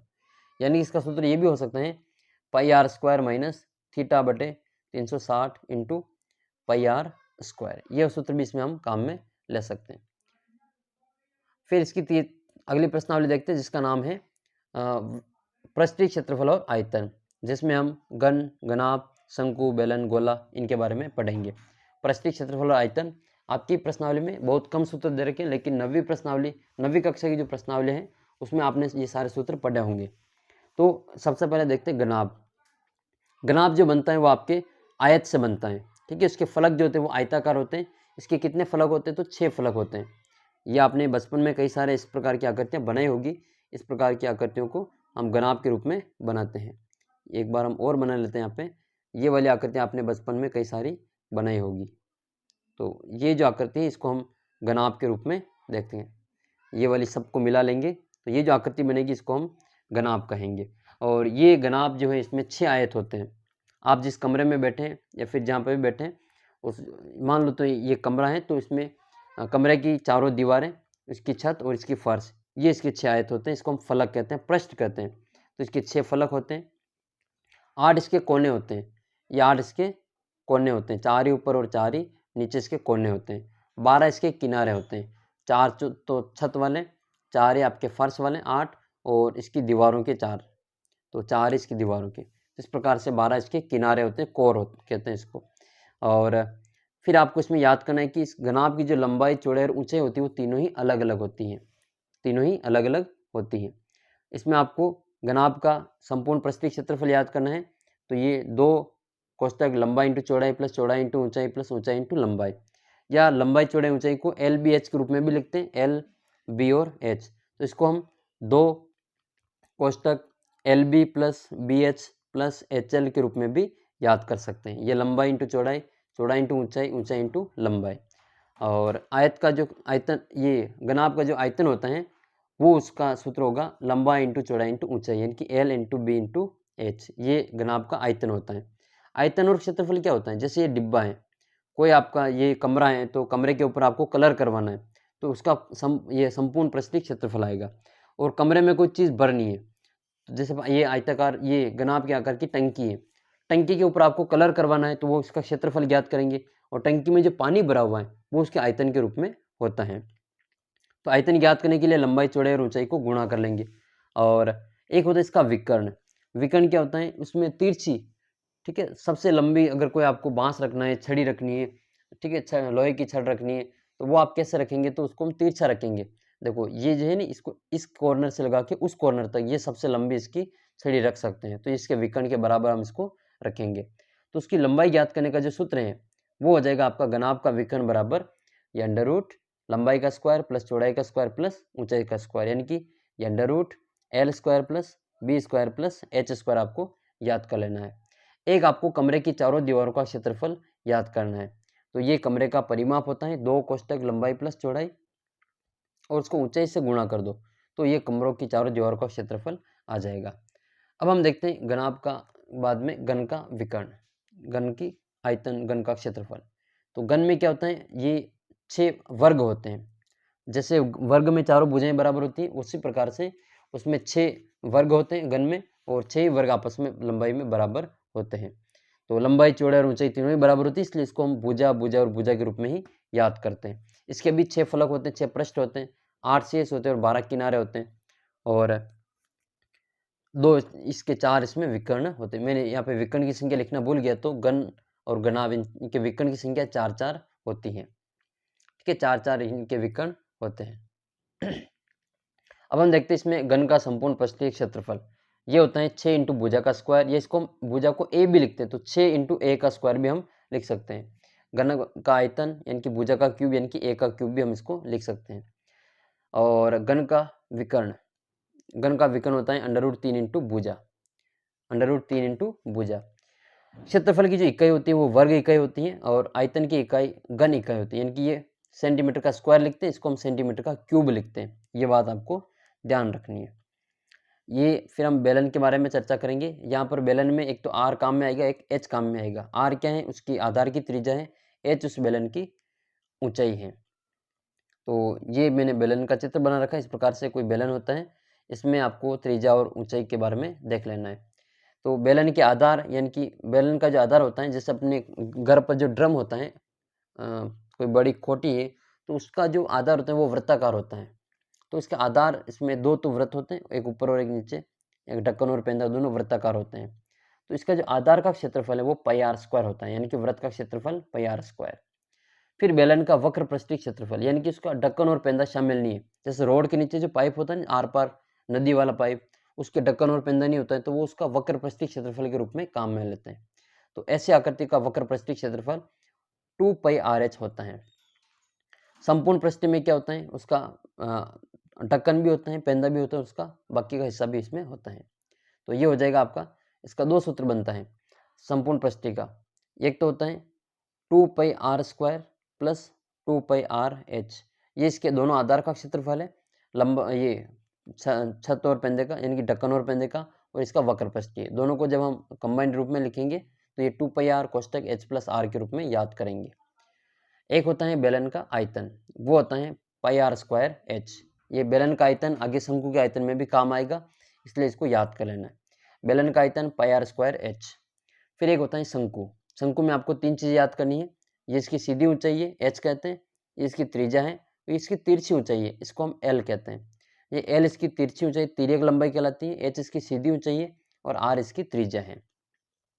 ये वाली याद करनी नहीं, ये वाली तिर्यक लंबाई, तिरछी ऊंचाई या तिरछी लंबाई, तो ये हम पाइथागोरस प्रमेय लगा के ज्ञात करेंगे, क्योंकि ये समकोण त्रिभुज बनेगा। यहाँ पे एल ज्ञात करने के लिए कर्ण ज्ञात करना है, ये आर हमारा आधार है, एच हमारा लंब है। तो ये तिर्यक लंबाई एल बराबर अंडर रूट ये h square plus r square, या फिर हमको इसको एल स्क्वायर बराबर r square plus h square भी लिख सकते हैं। वक्र पृष्ठीय क्षेत्रफल, यानी कि इसका जो ये वाला हिस्सा इसमें शामिल नहीं है। अच्छा, बेलन के बाद में शंकु के जो उदाहरण है वो हम देखते हैं, तो जोकर की टोपी है, आइसक्रीम का कोन है, ये सभी शंकु के उदाहरण है। तो इसमें इसकी ये वाला हिस्सा शामिल नहीं होगा, तो ये वक्र पृष्ठीय क्षेत्रफल हो जाएगा। और ढक्कन भी शामिल कर लें इसका, तो हमारा संपूर्ण पृष्ठीय क्षेत्रफल हो जाएगा। तो ढक्कन पाई आर स्क्वायर होता है इसका, और वक्र पृष्ठीय पाई आर एल होता है। दोनों को मिलाएंगे तो पाई आर कोष्टक एल प्लस आर हो जाएगा।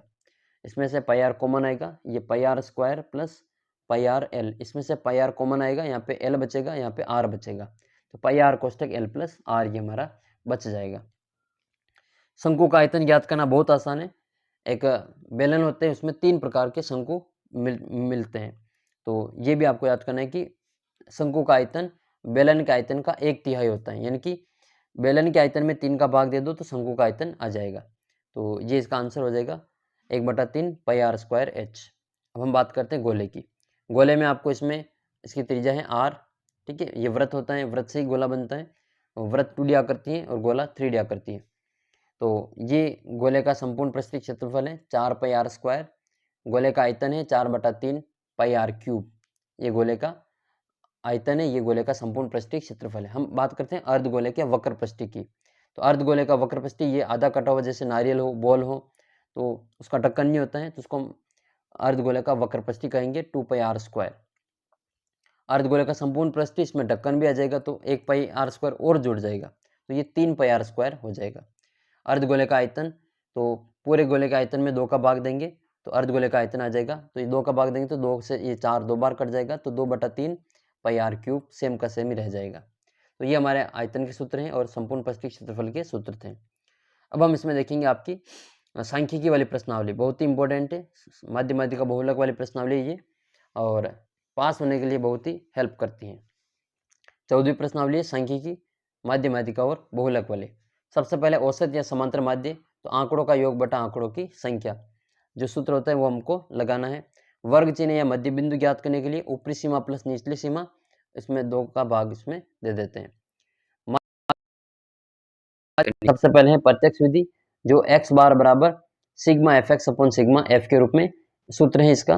कल्पित माध्य विधि, x को हम छोटा करते हैं, d ज्ञात करते हैं x की जगह पे, तो ये होगा a plus sigma F D upon sigma F. यहाँ पे a क्या है, एक कल्पित माध्य होता है।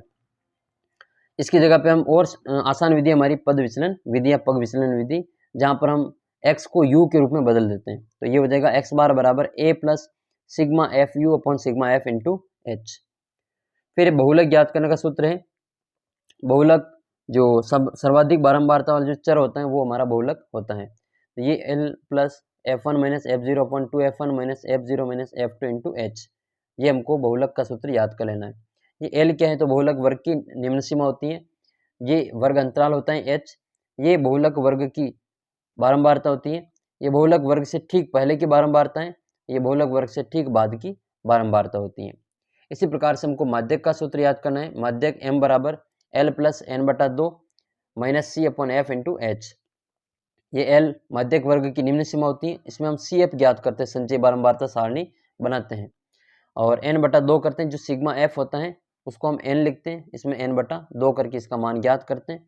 फिर ये माध्यक वर्ग से ठीक पहले की संचय बारंबारता है, ये माध्यक वर्ग की बारंबारता होती है और ये हमारा वर्ग अंतराल होता है। इसी प्रकार से माध्य का एक और सूत्र होता है सम संख्या और विषम संख्या के लिए। तो विषम संख्या के लिए होता है n प्लस 1/2वें पद का मान, और सम संख्या के लिए 2 बीच के पदों को जोड़ के 2 का भाग दे देते हैं। फिर माध्य माध्यिका और बहुलक में संबंध क्या होता है वो देख लेते हैं। माध्य माध्यिका और बहुलक में संबंध है कि 3 माध्यक बराबर बहुलक प्लस 2 माध्य, बहुलक प्लस 2 माध्य, 3 माध्यक बराबर बहुलक प्लस 2 माध्य, ये माध्य माध्यिका और बहुलक में संबंध होता है। इसको आगे पीछे ले जाके पक्षांतरण करके बाकी के मान को हम ज्ञात करते हैं। ये 14वीं प्रश्नावली है। अब हम देखते हैं इसकी 15वीं प्रश्नावली, जिसका नाम है प्रायिकता। बहुत ही आसान प्रश्नावली है। आशा करता हूँ ये वीडियो आपके लिए काफ़ी हेल्पफुल होगा, परीक्षा के समय में भी आपके काफ़ी काम आएगा। तो इस वीडियो को अधिक से अधिक शेयर करना, और आपने 15वीं प्रश्नावली तक के सूत्र देखें तो आपका बहुत बहुत धन्यवाद। आपके जो 80 में से 80 मार्क्स आए, हम यही प्रार्थना करते हैं ईश्वर से, और आप अच्छी तैयारी करें, ताकि जो आपके ये जो मैं आपके बता रहा हूँ आपके 80 में से 80 मार्क्स आ सकते हैं। आप तैयारी करेंगे तो आपके ज़रूर है जो परीक्षा में 80 में से 80 मार्क्स प्राप्त होंगे। तो प्रायिकता का सूत्र आपको एक सूत्र याद करना है, अनुकूल परिणामों की संख्या बटे सभी संभव परिणामों की संख्या, या फिर कुल परिणामों की संख्या। इसमें अनुकूल परिणाम और कुल परिणाम की बात करनी है। सबसे ऊपर छोटी संख्या होगी और नीचे हमेशा बड़ी संख्या होगी, एक तो ये बात करनी है। इसके अलावा प्रायिकता का मान हमेशा जो प्लस में ही आएगा, यानी कि 0 और 1 के बीच में ही आएगा, 0 से छोटा नहीं आएगा, 1 से कभी बड़ा नहीं आएगा। जिस प्रायिकता का मान 0 होता है उसको हम असंभव घटना कहते हैं, वो है जो घटना संभव नहीं होती, इसकी प्रायिकता 0 होती है। जिसकी प्रायिकता 1 होती है वो निश्चित घटना होती है, उसकी प्रायिकता 1 होती है, उसको हम निश्चित घटना कहते हैं। प्रायिकता की सीमा क्या होती है, तो प्रायिकता की सीमा 0 से 1 के बीच में होती है, या तो 0 से बड़ा या बराबर, या फिर 1 से छोटा, या फिर 1 के बराबर आएगा प्रायिकता का मान। तो किसी भी घटना के होने की प्रायिकता और उसके नहीं होने की प्रायिकता का जो योग है वो हमेशा 1 होता है। तो P A plus P A bar, ये ए है और ये ए नहीं, इनकी योग हमेशा 1 होता है। फिर आपको इसमें सिक्के के बारे में पढ़ना थोड़ा। तो सिक्के के 2 पहलू होते हैं, हेड और टेल। एक बार फेंकेंगे तो 2 रिजल्ट आ सकते हैं, हेड और टेल। 2 बार फेंकेंगे तो हेड हेड आ सकते हैं, हेड टेल आ सकते हैं, टेल हेड आ सकता है, या फिर दोनों टेल टेल आ सकते हैं। इस प्रकार से एक सिक्के को 2 बार फेंकने पर या 2 सिक्के को एक साथ फेंकने पर इस प्रकार के रिजल्ट आपको मिल सकते हैं। पासा के ऊपर आपको 1 से लगा के 6 तक गिनती याद करनी है। पासा के ऊपर इसमें से आपको सम संख्या देखनी है तो 2, 4 और 6 सम संख्या है। विषम के बारे में देखना है तो 1, 3 और 5 विषम है। अभाज्य संख्या 2, 3 और 5 है, और 2 के गुणज पूछे तो आपको 2, 4 और 6 बताना है। और ताश में आपके 52 पत्ते होते हैं, जिसमें आपके 2 तरह के रंग होते हैं। 52, 26 तो काले रंग के होते हैं, 26 ही आपके लाल रंग के होते हैं। वापस 26, 26 ये दो तरह के होते हैं। तो इसमें आपके टोटल ये ए, के, क्यू और जे होते हैं। इसमें आपको ए को इक्का कहते हैं, के को आपको बादशाह कहते हैं, क्यू ये बेगम होती है और जे आपका गुलाम होता है। तो इसमें जो के, क्यू और जे होता है ये आपके फेस कार्ड होते हैं, इनके ऊपर चित्र बने होते हैं। तो कितने पत्ते ऐसे जिनके ऊपर फेस कार्ड होता है या चित्र बने होते हैं, तो वो आपके 12 पत्ते होते हैं। तो ये आपके इससे संबंधित पूरी कक्षा 10 की गणित की जितने भी सूत्र बनते थे लगभग मैंने अधिकांश इसमें कवर करने की कोशिश की है। फिर भी कोई एक आधा सूत्र बच जाता है तो मैं आपको जब भी ये प्रश्नावली पढ़ाऊंगा उसमें आपको कवर करवा दूंगा। तो आप चैनल को सब्सक्राइब कर लेना। ये वीडियो आपकी कक्षा के सभी साथियों तक पहुँचना चाहिए और इसको अधिक से अधिक लाइक करें। ये वीडियो आपको कैसा लगा ज़रूर कमेंट करके बताना, और आप ये वीडियो कहाँ से देख रहे हैं, आपका स्टेट, आपका जिला, और आप जो 10वीं क्लास में कितने परसेंटेज बनाना चाहते हैं ये आप कमेंट करके ज़रूर बताना। उससे संबंधित फिर आगे हम तैयारी करेंगे। मिलते हैं अगले वीडियो में, तब तक जय हिंद, जय भारत।